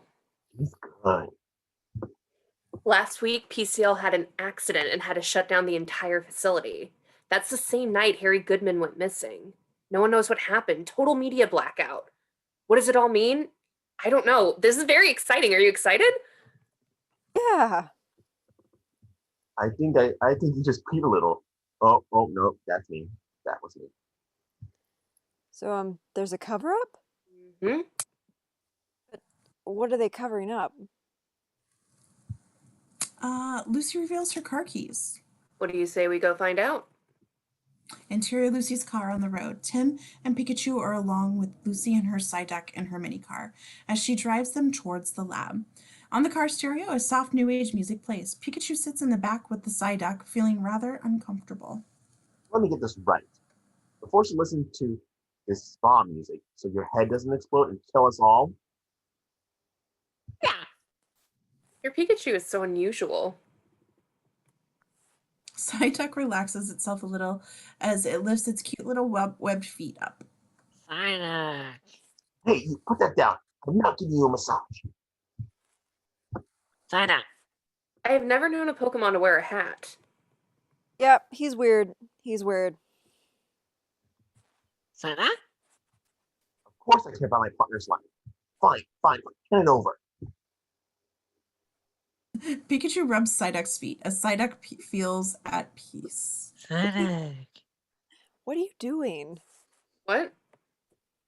Nothing. I was actually just wondering who this was. Tim shows Lucy a newspaper clipping with a picture of a scientist on it. It's PCL's chief scientist, Dr. Anne Laurent. I bet this was the Dr. Shirtless was talking about. She lost her university grant over experimentation with Pokemon because she was trying to control their minds. Oh, wow. She's essentially a neurologist for Pokemon. Maybe this doctor can wait on the long-term psychological effects of being strapped into a baby seat next to a bomb. Pikachu turns to Psyduck. Exterior outside laboratory day. Lucy pulls up to the closed fence gates to the laboratory. Look at the signs. Lucy and Tim spot the biohazard, danger, keep out signs outside the fence. It's been a really bad accident. Lucy, Psyduck, all get out of the vehicle. That's what they want you to believe. Whoever staged this did an excellent job. Those signs are perfect scarecrows for suckers. Yeah, well, they're working on me. Kid, this dame's looking for danger. You want to win her over? You gotta lead her straight to it. Okay, first of all, women don't like to be called dame. Second, women appreciate calm, level-headed, and responsible decision-making. What is she doing? Hey! Tim and Pikachu exit the vehicle. Hey, Lucy, what are you doing? Lucy tries to open the fence with the wire cutters. I'm cutting the fence so that we can slip through. Meanwhile, a camera spies on them. Where did you get those? Oh, don't worry about it. After you, sir. Psyduck? No, after you. Psyduck? No? Okay, I'll go first. Whatever's most calming.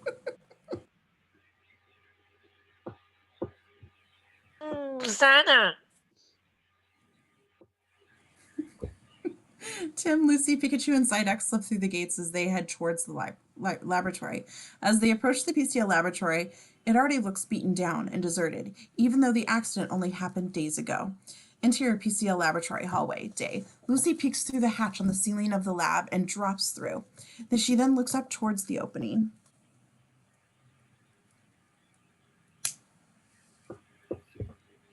Hey. Lucy reaches out her arms. As her Psyduck drops through, Psyduck grunts as Lucy sets him down. Shortly after, Tim drops through, but not as gracefully as Lucy, as he lands hard on his back. Tim grunts. Lucy helps Tim up, then soon after, Pikachu drops through. Caught in Tim's arms, Pikachu climbs on top of Tim's shoulders. It's okay, you can stay up there. Lucy turns on a mini flashlight and starts exploring the halls of the abandoned lab. I may have amnesia, but I'm pretty sure this is the worst idea anyone's ever had.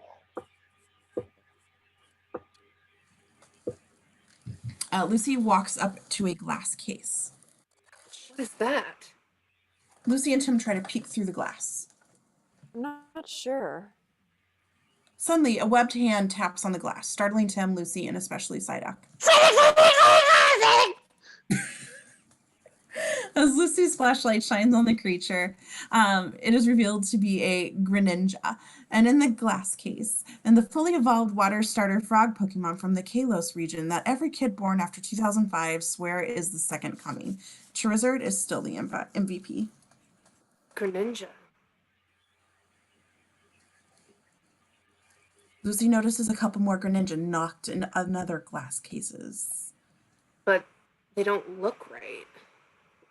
Pikachu reads a plaque near the glass cases. Test 22. Power enhancement? They were experimenting on them. Why? If Roger Clifford's behind this, what's he doing experimenting on Pokemon?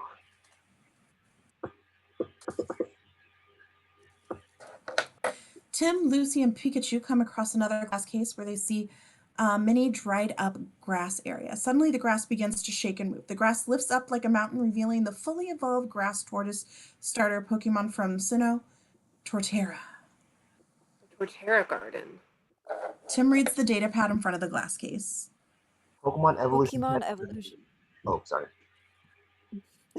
Pokemon evolution test 33, growth enhancement. Look normal size to me. Maybe it hasn't started yet.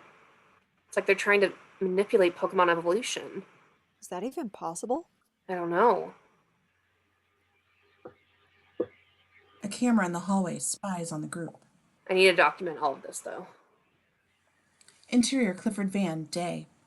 Meanwhile, we see Roger Clifford being escorted in a van, presumably on his way to the PCL lab. Roger opens a briefcase, revealing screens showing Tim, Lucy, and the PCL lab. You go ahead. I'll catch up to you. Are you sure? Yeah.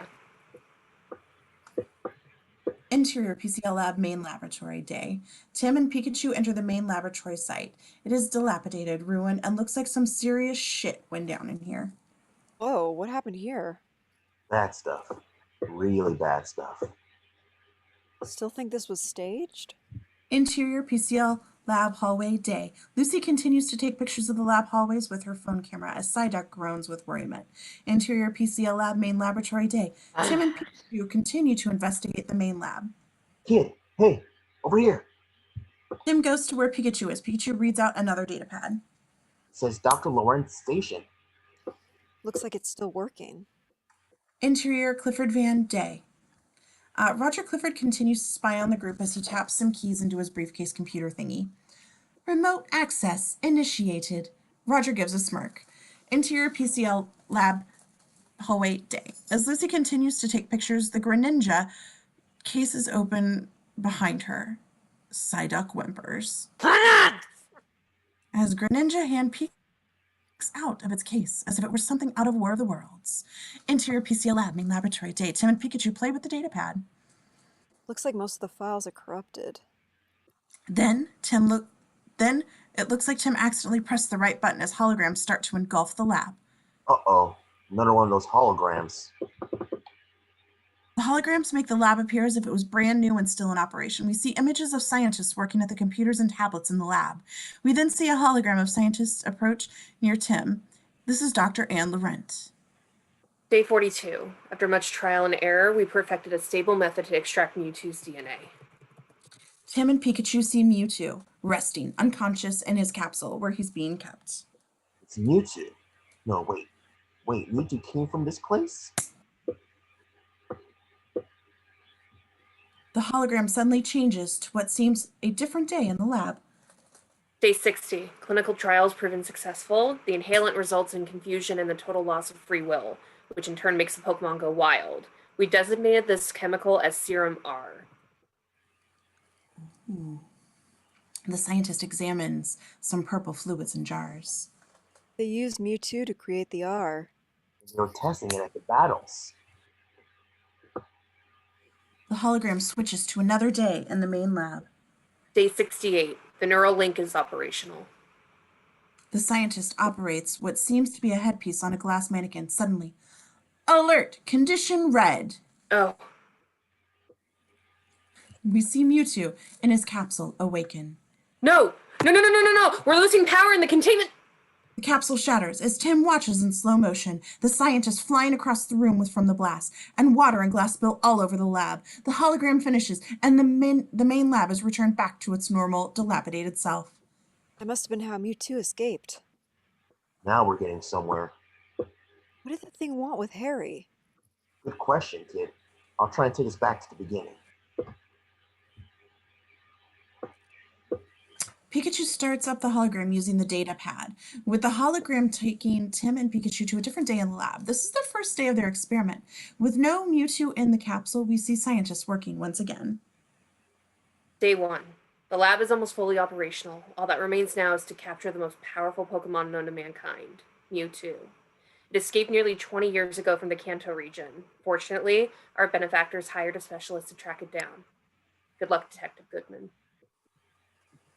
Tim is startled by the name. He turns around and sees the silhouette of a man leaving the lab, which is his father, Harry.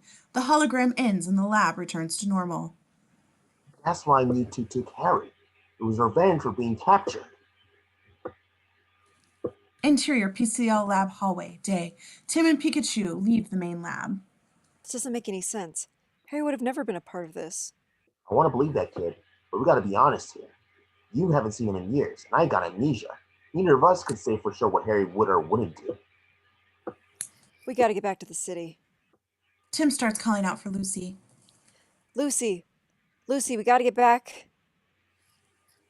Tim and Pikachu come across the Greninja cases and notice that they are open.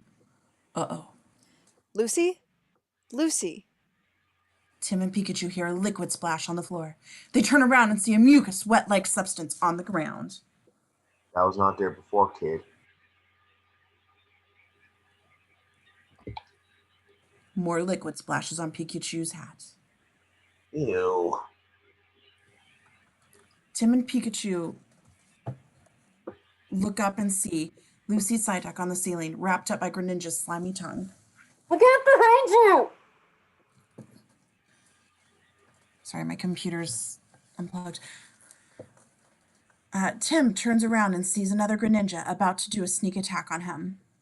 Whoa! Kid, the fire alarm. Tim spots a nearby fire alarm and pulls the lever down. Gas shoots from the ceiling, knocking the Greninja down, releasing Lucy and Psyduck as they drop to the floor. The sound of the gas and the blaring alarm disturbs Psyduck greatly. Lucy picks up her Psyduck. Come on, let's go. Let's go, let's go. Tim, Lucy carrying Psyduck, and Pikachu run through the hallways until they come across a Greninja. Down the hallway, ready to attack. Whoa, whoa, whoa! Go back!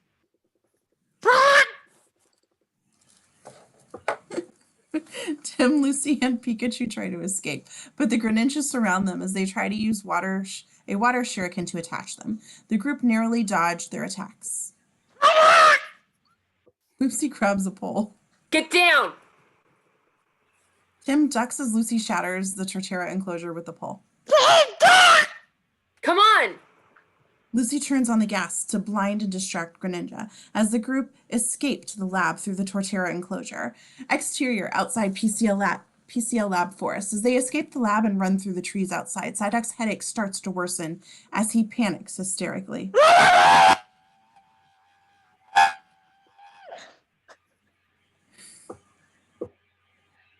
Back in the lab, as glass clears and the Greninja are off to chase Tim and the gang. It's okay, Psyduck. Everything's fine. It's gonna blow his stick, kid. It's okay, Psyduck. It's okay. Calm down. The Greninja are catching up to the gang in the forest as they throw water shurikens at them. This is no time for your stupid headaches. No, wait. This is the perfect time to get a headache. I hate rubbing your feet. Calm down. Calm down. Calm down. I'll never forgive my hands for what they did. Get a splitting headache now, you neurotic duck. The Greninja are on their tail, about to blast the gang with another water shuriken attack. Do it! As the massive Greninja are about to attack, Psyduck's headache causes a massive shockwave that blasts the Greninja back for miles, causes Tim, Pikachu, and Lucy to fly forward, and the wave echoes and shakes the forest. The group is lying on their stomachs. Good job, Psyduck. Where's my hat? As Tim gets up, he notices the grass rustling and shaking. Something's wrong. The gang looks behind them as they hear heavy rumbling in the distance as they see the mountains are rising and moving towards them. Is this really happening? Don't worry. Psyduck's psychotic waves are causing hallucinations. None of this is real. Suddenly, the trees start trembling too. Nope, all of this is real. Run! Go, go, go! Tim and the others start running away from the collapsing forest. The earth crumbles and the trees fall like dominoes as Tim and the gang run away. What's happening? Let's go! The ground they run on starts to rise towards a 90-degree angle. Tim, Lucy, and Pikachu hold onto a tree branch for their dear lives. At this point, how could you not believe in climate change? The gang then starts seeing boulders crashing down towards them. They lose grip of the branch and start sliding down the 90-degree angle field until they grip on a sideways tree. The boulder comes tumbling down, barely missing Tim and the others as they duck. The boulder smashes away the top half of the tree. Pikachu starts losing his grip. No. Pikachu almost falls off, but Tim saves him in time. Not yet. Tim lifts the Pikachu onto his shoulders. Tim! Lucy points at something behind Tim. He looks behind him and sees the ground folding towards them, about to make them into smashed pancakes. Go, run. Go, go, go, go, go. Tim, Pikachu, and Lucy run away. They find the only way to escape the collapsing trees is to slide down the 90-degree angle to the ground. They do so as the ground and trees collapse behind them. When they reach the bottom safely, everything becomes quiet. Tim and Lucy sigh with relief. We made it. Suddenly, more distant rumbling is heard as Pikachu notices. I officially hate this forest. The gang notices the ground cracking and separating before them, making two halves. Now Tim and Pikachu are trapped on one side, and Lucy and Psyduck on the other. Tim! Lucy! As the ground begins to separate further and farther, Lucy tries to run alongside the cliff to keep an eye out for Tim. Tim! Psyduck? Tim and Pikachu try to escape the danger around them as the ground and trees collapse around them. Kid, the walls are closing in. We have to do something, and we got to do it fast. I gotta jump for it. That's a great fifth option. Let's work on the first four. You're not gonna make it! There's no other choice. We have a lot of choices. Falling to our death is not one of them. Tim jumps with Pikachu on his shoulder. They free fall into a cliff below and barely hold on. They giggle out of relief until they lose their grip, slipping into a fall to a river at the bottom. Then Lucy comes and gets a firm grip on Tim's arm. Pull, pull, pull. Lucy grunts as she pulls Tim and Pikachu up on top of the cliff, desperately trying to hold on to their weight. She pulls them up and they all collapse to the ground, panting with exhaustion. I thought I was gonna eyeball. Pikachu points towards a giant eyeball in the earth of the cliff across from them. Eyeball, eyeball. Tim and Lucy notice the giant eyeball as they all start back away. The eyeball turns away from them, as in the distance, Tim and the others see masses of land rising from the earth with legs below them. Oh, I get it. I get it now. This isn't a forest at all. This is the Torterra Garden. Yes, in fact, the entire time the gang were on top of a giant Torterras, moving and wrestling about. Man, that's creative. The Torterras bellow and wail as they rise up. As the Torterra gang are standing on rises up, debris and stone come crashing down, with one of them striking Pikachu right in the chest. Pikachu. Tim rushes to tend to Pikachu as the cliff they are standing on crumbles.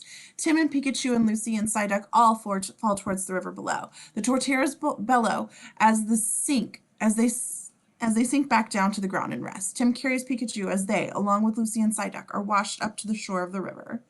He's hurt. Tim lays Pikachu against a tree stump as Lucy rushes up to them. You okay? I'm in bad shape, kid. I'm here, partner. I'm here. You just call me partner? Yeah, of course. You're my partner.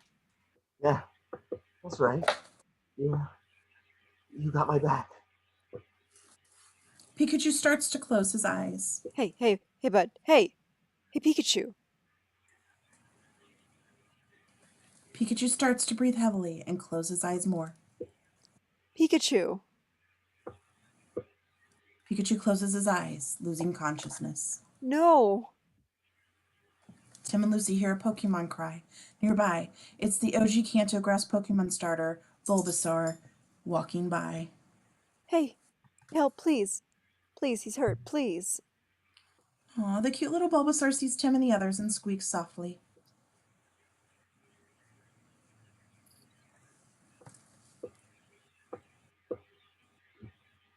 He doesn't know what you're saying. But he knows what I'm feeling. I need to get Pikachu to a healer Pokemon. Please, I'm begging you. I don't want to lose him too. The Bulbasaur looks at Tim with its big cute eyes and squeaks softly. It turns and walks away. Tim begins sobbing as Lucy tries to comfort him. Okay. Suddenly, several warblings of Pokemon can be heard as Psyduck notices. Huh? Tim, look. Tim looks to where Lucy is pointing, and we see Bulbasaur comes back with dozens of his other Bulbasaur friends. Cuteness overload. Tim picks up Pikachu as the Bulbasaurs warble and squeak, urging Tim to follow them. Lucy tries to follow, but is blocked by a couple Bulbasaur. Okay. I'll meet you at the car. Tim continues to follow the Bulbasaurs deep into the forest. Exterior, deep forest day. Tim follows the Bulbasaur carrying the Pikachu. You're going to be okay, partner.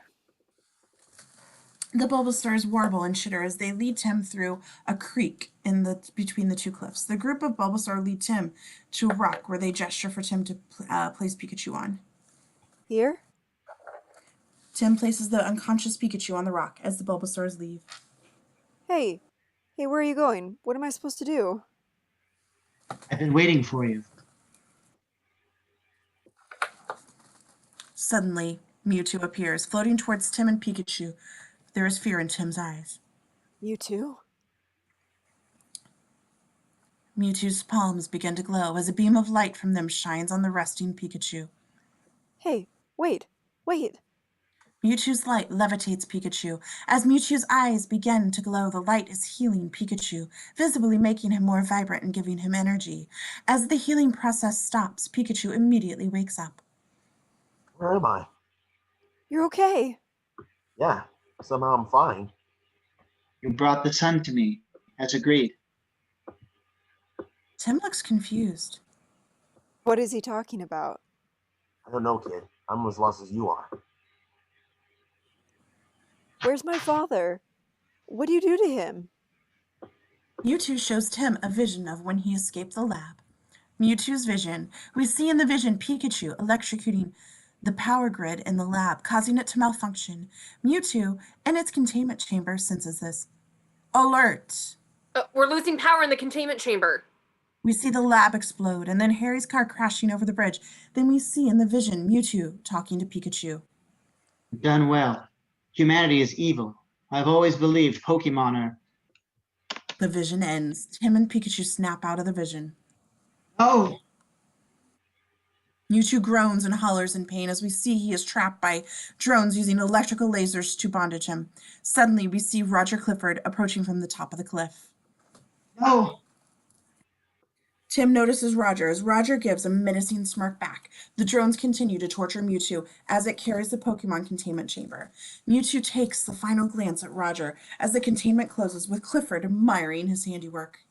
Exterior, outside PCL laboratory, day. Tim follows after a hasty Pikachu. Wait, Pikachu, wait! Hey, slow down, we have to talk about this. You have to go on without me. What? What are you saying?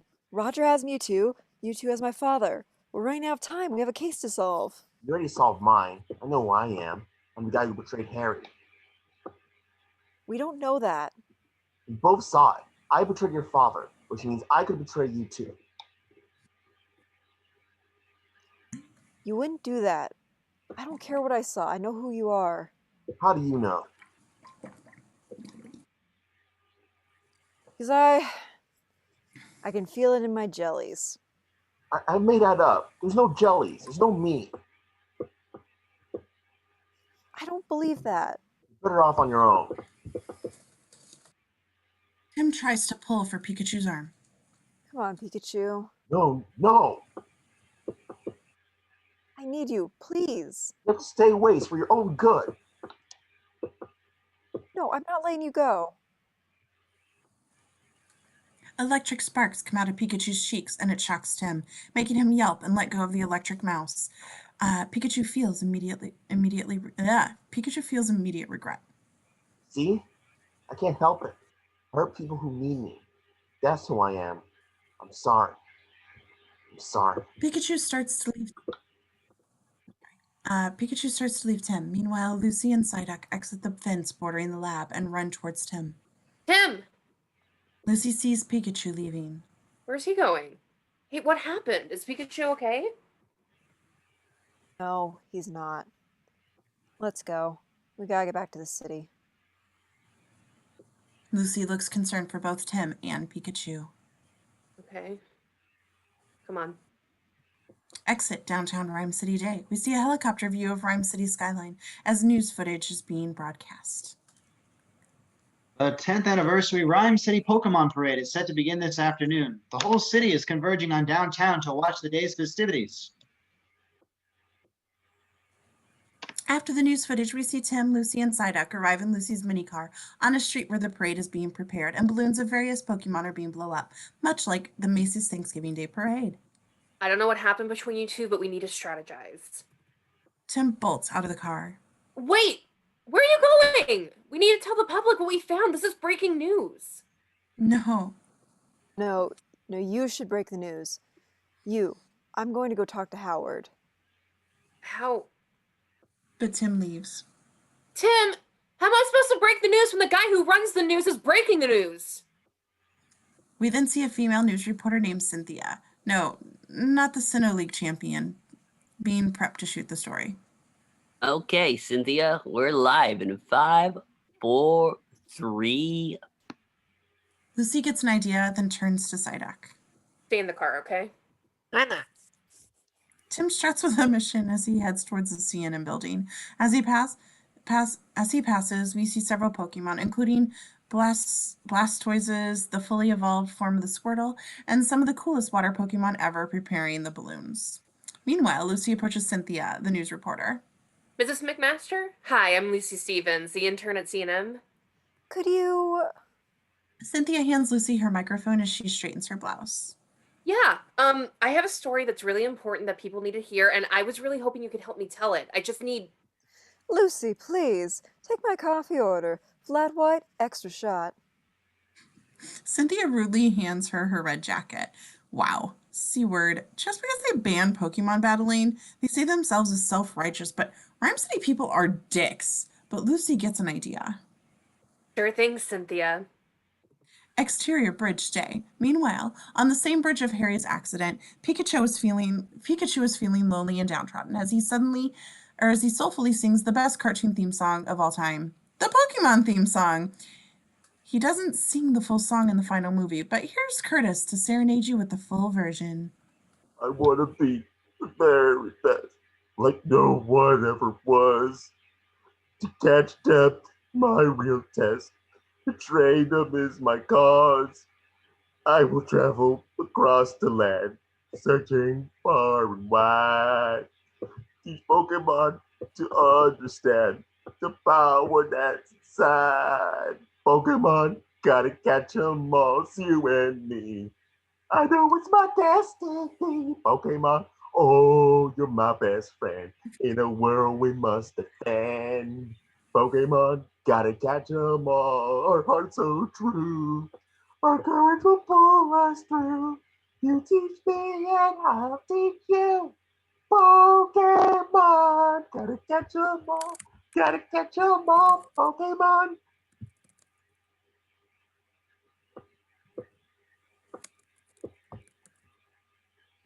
No encore? That was so moving, I'm That was sorry. beautiful. Bravo, Pikachu, then comes across the bridge from that fateful night. Wait, what is that? Pikachu runs over the bridge and leans over the railing. I know this place. This is the scene of the crash. Pikachu then notices skid marks on the bridge that may have come from car wheels. What is that?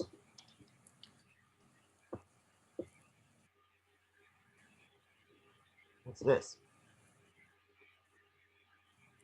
Pikachu picks up a star-shaped icicle that is hidden in a pile of leaves. Greninja stars? Pikachu puts two and two together as he imagined the Greninjas using water shuriken attack on Harry's car.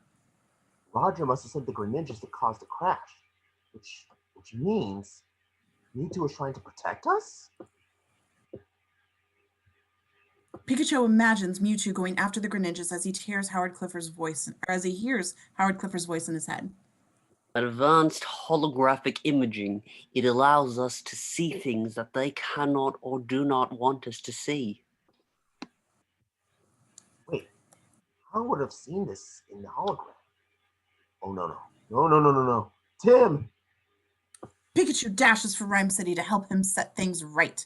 Interior, CNN building, Howard's office, night. Tim enters Howard's office through the elevator. Tim rushes towards Howard, who is sitting at his desk.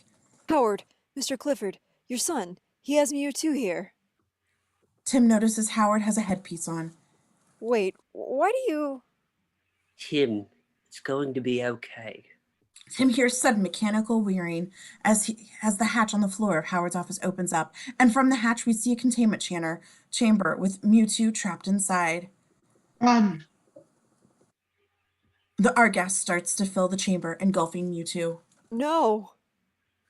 The headpiece on Howard begins to glow, as so does the headpiece on Mewtwo. Both shake furiously as Mewtwo groans in pain. Suddenly, both Howard and Mewtwo go unconscious as the devices power down. Mewtwo awakens with an evil grin on his face.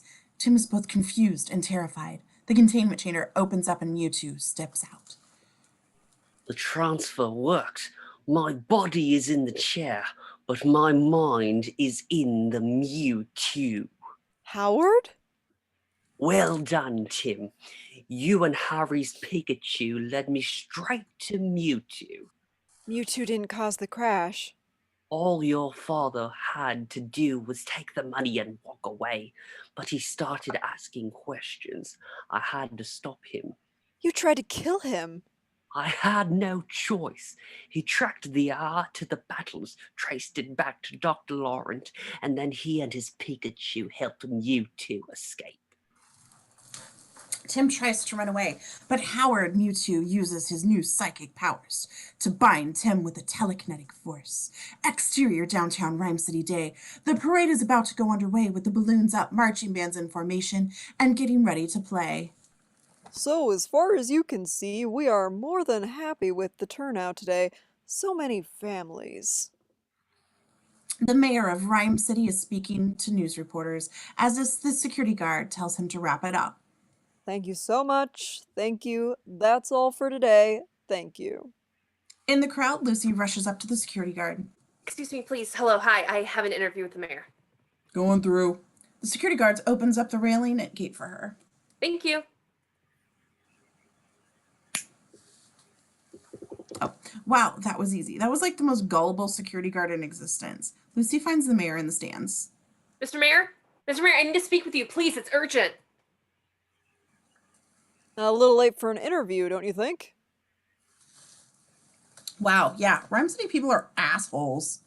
Please.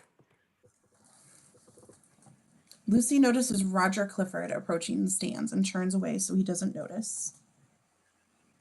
Before we begin the parade, I'd like to thank our benefactor, Howard Clifford.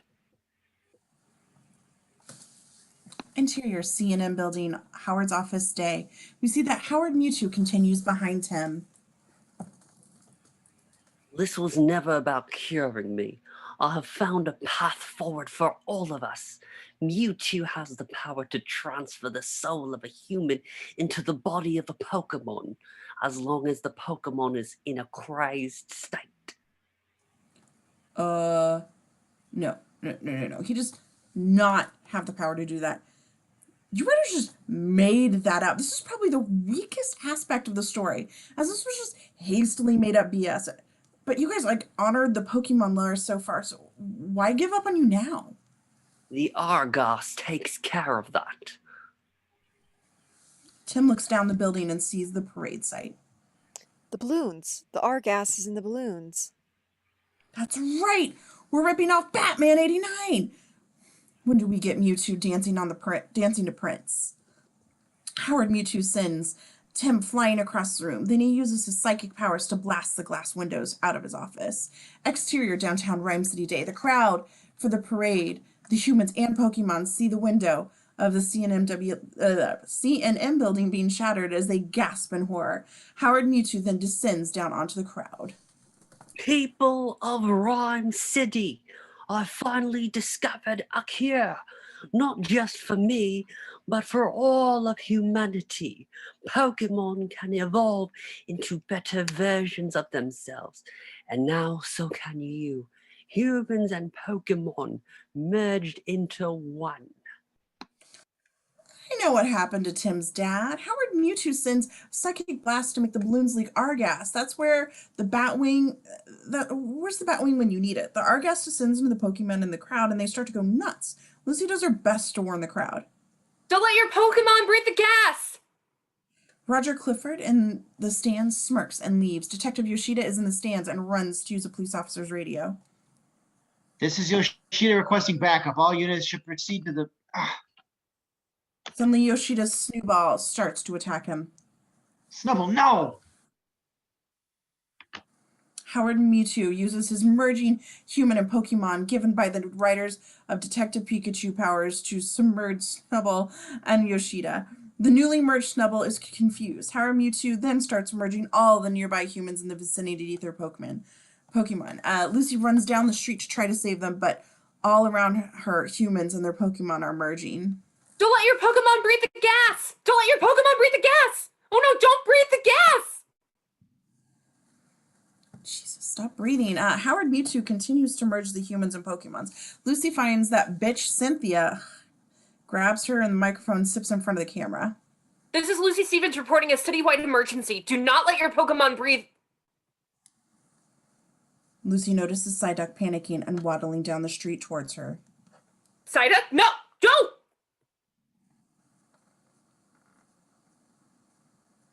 Howard Mewtwo then merges Lucy and Psyduck. Psyduck? Howard Mewtwo ascends to the city as he goes to enact more chaos. Meanwhile, Pikachu walks through the city as the newly merged Pokemon walk around confused.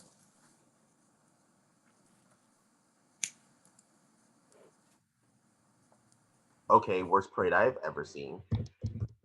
Lucy Psyduck approaches Pikachu. Psyduck. Lucy, you're in there? Where's Tim? Psyduck! Howard is Mewtwo? Psyduck! This really blows my bridge of discovery out of the water. All right. Pikachu climbs on top of the nearby car. All right, I gotta stop this. Pikachu then hangs onto a balloon rope. Game on! Pikachu climbs on top of a Gengar balloon and scans the city for Howard Mewtwo. Okay, Pikachu, your powers are in there somewhere. You need a little spark to get this party started. Pikachu rubs his cheeks with his electric pouches charge up with static. Pikachu leaps into the air and successfully performs a thunderbolt attack on the Gengar balloon, which causes it to explode. Howard Mewtwo notices this and turns to see Pikachu flying towards another balloon from the blast of the explosion. I'll raise Pikachu. Pikachu bounces on top of the Eevee balloon. Howard Mewtwo charges after Pikachu. You think you can stand in the way of the future? I am the future. Pikachu sees Howard Mewtwo coming after him as he charges up the Electro Ball attack with his tail. As Howard Mewtwo powers up a Shadow Ball attack using his palms, they both send their Energy Ball attacks flying at each other as the balls collide, creating a blowback that sends Pikachu flying towards another balloon. This time, funnily enough, a Pikachu balloon. Howard Mewtwo charges after Pikachu and Pikachu slides down the balloon. Whoa! Pikachu bounces on the balloon and then right on top of another building to escape the Howard Mewtwo. Howard Mewtwo charges through the Pikachu balloon, incinerating it. Pikachu notices a bird flying... A bird Pokemon flying towards the battle. Pikachu sends a Thunderbolt. Thunderbolt towards Howard Mewtwo, but the Psychic Pokemon counters it with Psychic Energy, bouncing back to Pikachu, causing him to fall. Pikachu luckily lands on one of the bird Pokemon, which is a Pidgeot, Curtis's favorite fully evolved Route 1 bird. Interior CNN building, Howard's office. Day. Tim gets up from the floor and sees Pikachu riding the Pidgeot outside the window. He's back. Tim then sees Howard Mewtwo charging after Pikachu with a worried look on his face. He glances toward Howard's unconscious body at the desk and he tries to perform a plan in his head. The Neuralink. Tim then hears muffled grunting and banging behind him. It's coming from the closet. Tim opens the closet and out drops a roped and gagged Roger Clifford. Roger? Tim kneels down to strip the duct tape off Roger's mouth.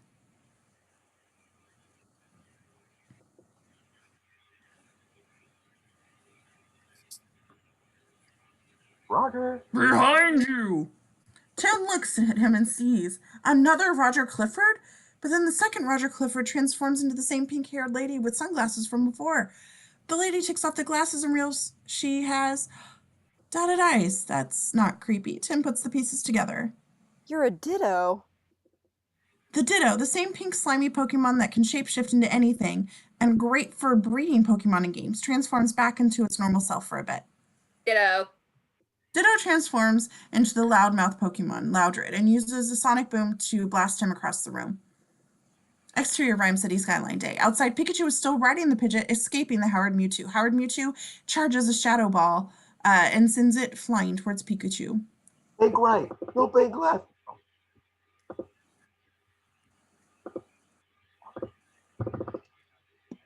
Think right. No, think left. Think right. Think left. Interior scene and building, Howard's office day. Meanwhile, Tim tries to plead with the Ditto. No, stop. Wait. The Ditto then transforms into Lucy with dotted eyes. Oh, come on, no, that's not fair. The Ditto Lucy kicks Tim and gives him a nipple squeeze, causing Tim to howl in pain. Ditto Lucy then gets into a fighting position. For the record, I have no guilt hitting a beady-eyed version of the woman I am very attracted to. Ditto Lucy gives Tim a karate kick to the chest as he falls down. Exterior sky... Forgot I was doing this for a second. Exterior Rhyme City Skyline Day. Howard Mewtwo chases after Pikachu and Pidgeot as she urges a psychic blast to pop another balloon, releasing more Argas. Oh, pull up. Don't breathe the gas. Then fly through the gas. You breathed the gas, didn't you? Pidgeot goes berserk as it smashes into the side of the building a couple of times. It sends Pikachu flying upwards into the air and hopes he drops down, sliding down a few dish satellites on top of the other building. Pikachu stops sliding down the last satellite and is safe from falling. Yeah! Suddenly, the satellite dish tips forward, carrying Pikachu with it as it slides and flies off the building, crashing on top of another building, with Pikachu screaming and holding on for dear life all the way. Interior, CNN building, Howard's office day. As Roger struggles to untie himself, Tim is still fighting the Ditto. Tim grabs a broken lampstand and tries swinging it at the Ditto Lucy. It dodges by transforming back to normal, but soon after transforms into the four-armed muscle-bound fighting Pokemon Machamp? Sure, good enough. Howard Mewtwo watches from outside. Finish him, Ditto! Wrong video game franchise, buddy. Ditto. The Ditto Machamp punches Tim in the gut, causing him to slide towards the open window area where the glass used to be. Tim is barely holding on to the ledge and screaming at the top of his lungs. The Ditto Machamp approaches Tim and then transforms into a Cubone. The Ditto Cubone tries to make Tim ungrip the ledge by knocking his hand with the Cubone's bone. Tim is now holding on with one hand. Tim sees Pikachu lying on the building across and tries calling him. Pikachu! Exterior Rhyme City buildings day. Pikachu hears Tim's cry for help and gets up. Tim!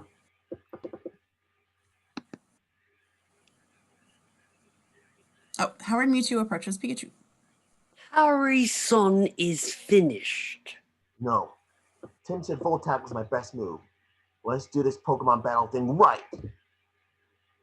Pikachu charges after Howard Mewtwo as electrostatic charges around Pikachu, creating a rush of electric energy. Pikachu strikes Howard Mewtwo, successfully performing a volt tackle attack. This sends Howard Mewtwo flying into the CNN building, crashing through the windows. Tim sees all of this, but then sees Pikachu collapse with exhaustion on top of the building across as a result to recoil damage from the attack. No. The Ditto Cubone continues to attack Tim as the real Roger Clifford comes up from behind and swings the broken lamp at the Ditto Cubone, sending it flying.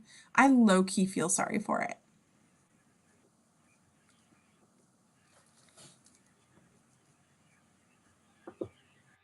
Yeah! Give me your hand. Give me your hand. Tim reaches for Roger's hand as he is lifted back up. Interior CNN building, Howard's office day. What kind of Ditto was that? That was one of my father's genetic experiments. Suddenly, the Ditto comes back flying up as the eagle Pokemon Braviary. Roger screams at the top of his lungs. Ditto lands and then transforms into a buffalo Pokemon Bouffalant and knocks Roger down. Ditto chases after Tim and transforms into the Charizard. Charizard tries to attack Tim, but it hits the gas tank connected to Mewtwo's containment chamber, leaking some of the R gas. It does this long enough times to where Tim loosens one of the gas pipes and hoses down Ditto with the R gas. Ditto goes berserk, squealing and uncontrollably transforms into amalgamations of different Pokemon shapes and sizes. Ditto starts to melt into a puddle like the Wicked Witch of the West. Exterior Rhyme City skyline. Howard Mewtwo emerges from the building, charging after the Pikachu. Howard Mewtwo grabs a hold of Pikachu's throat, and they both ascend upward. Feeble effort. A Pikachu cannot defeat Mewtwo in battle. I didn't mean to defeat you. I just needed to distract you. Howard Mewtwo looks concerned and turns its head facing Tim. Tim approaches Howard's unconscious body. No!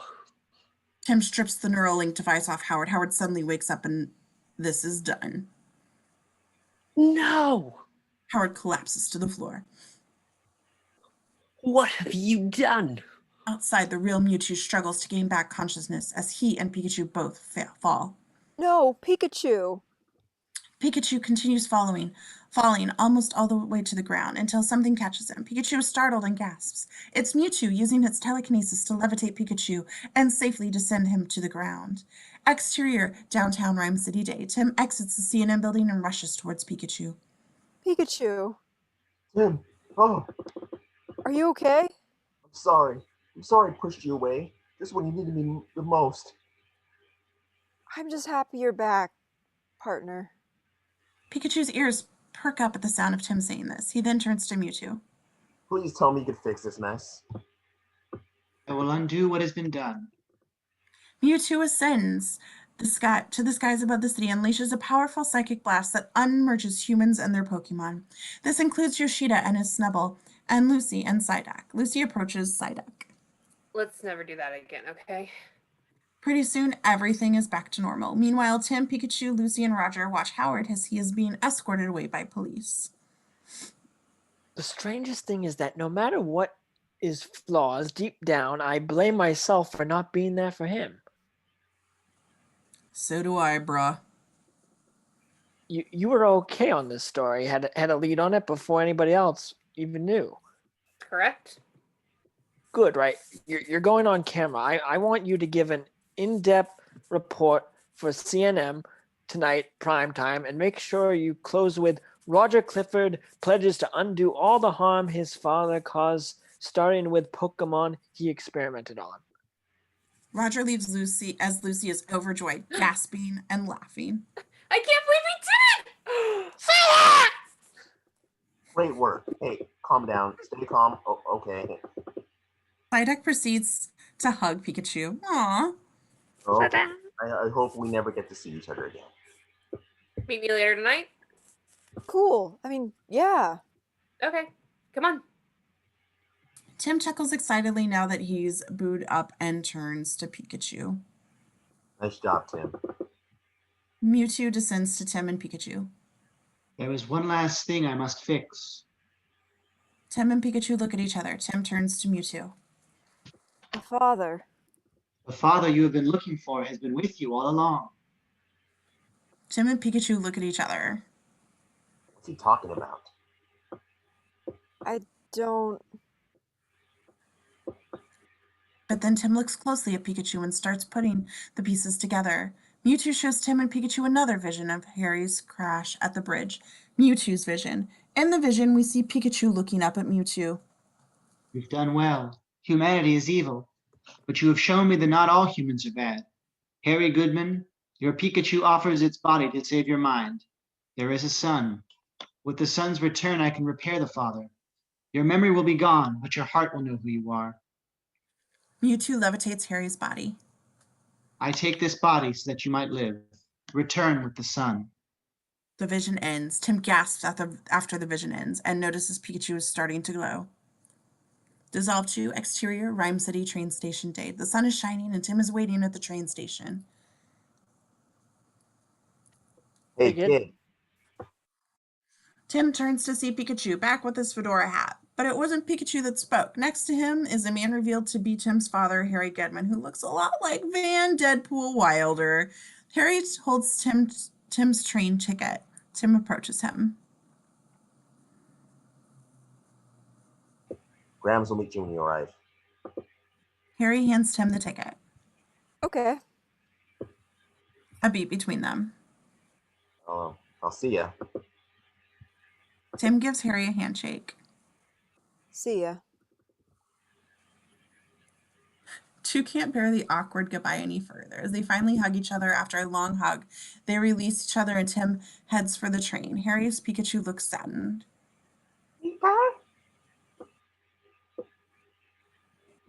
Tim decides to turn around. Hey, Dad, Yeah? you think I can stay with you for a while? I like that kid. Yeah. I like that very much. Tim seems overjoyed by this. Me too.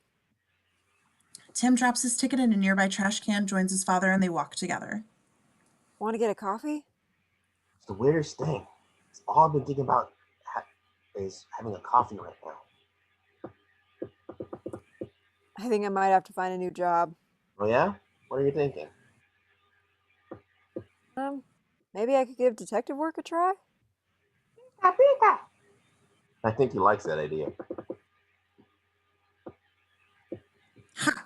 Good luck in the police academy, kid. What am I talking about? It's only like a week's worth of education. Tim, Harry, and Pikachu walk into the sunset as we fade out. The end. Awesome. Thank you guys for watching. We'll see y'all next time. Bye-bye.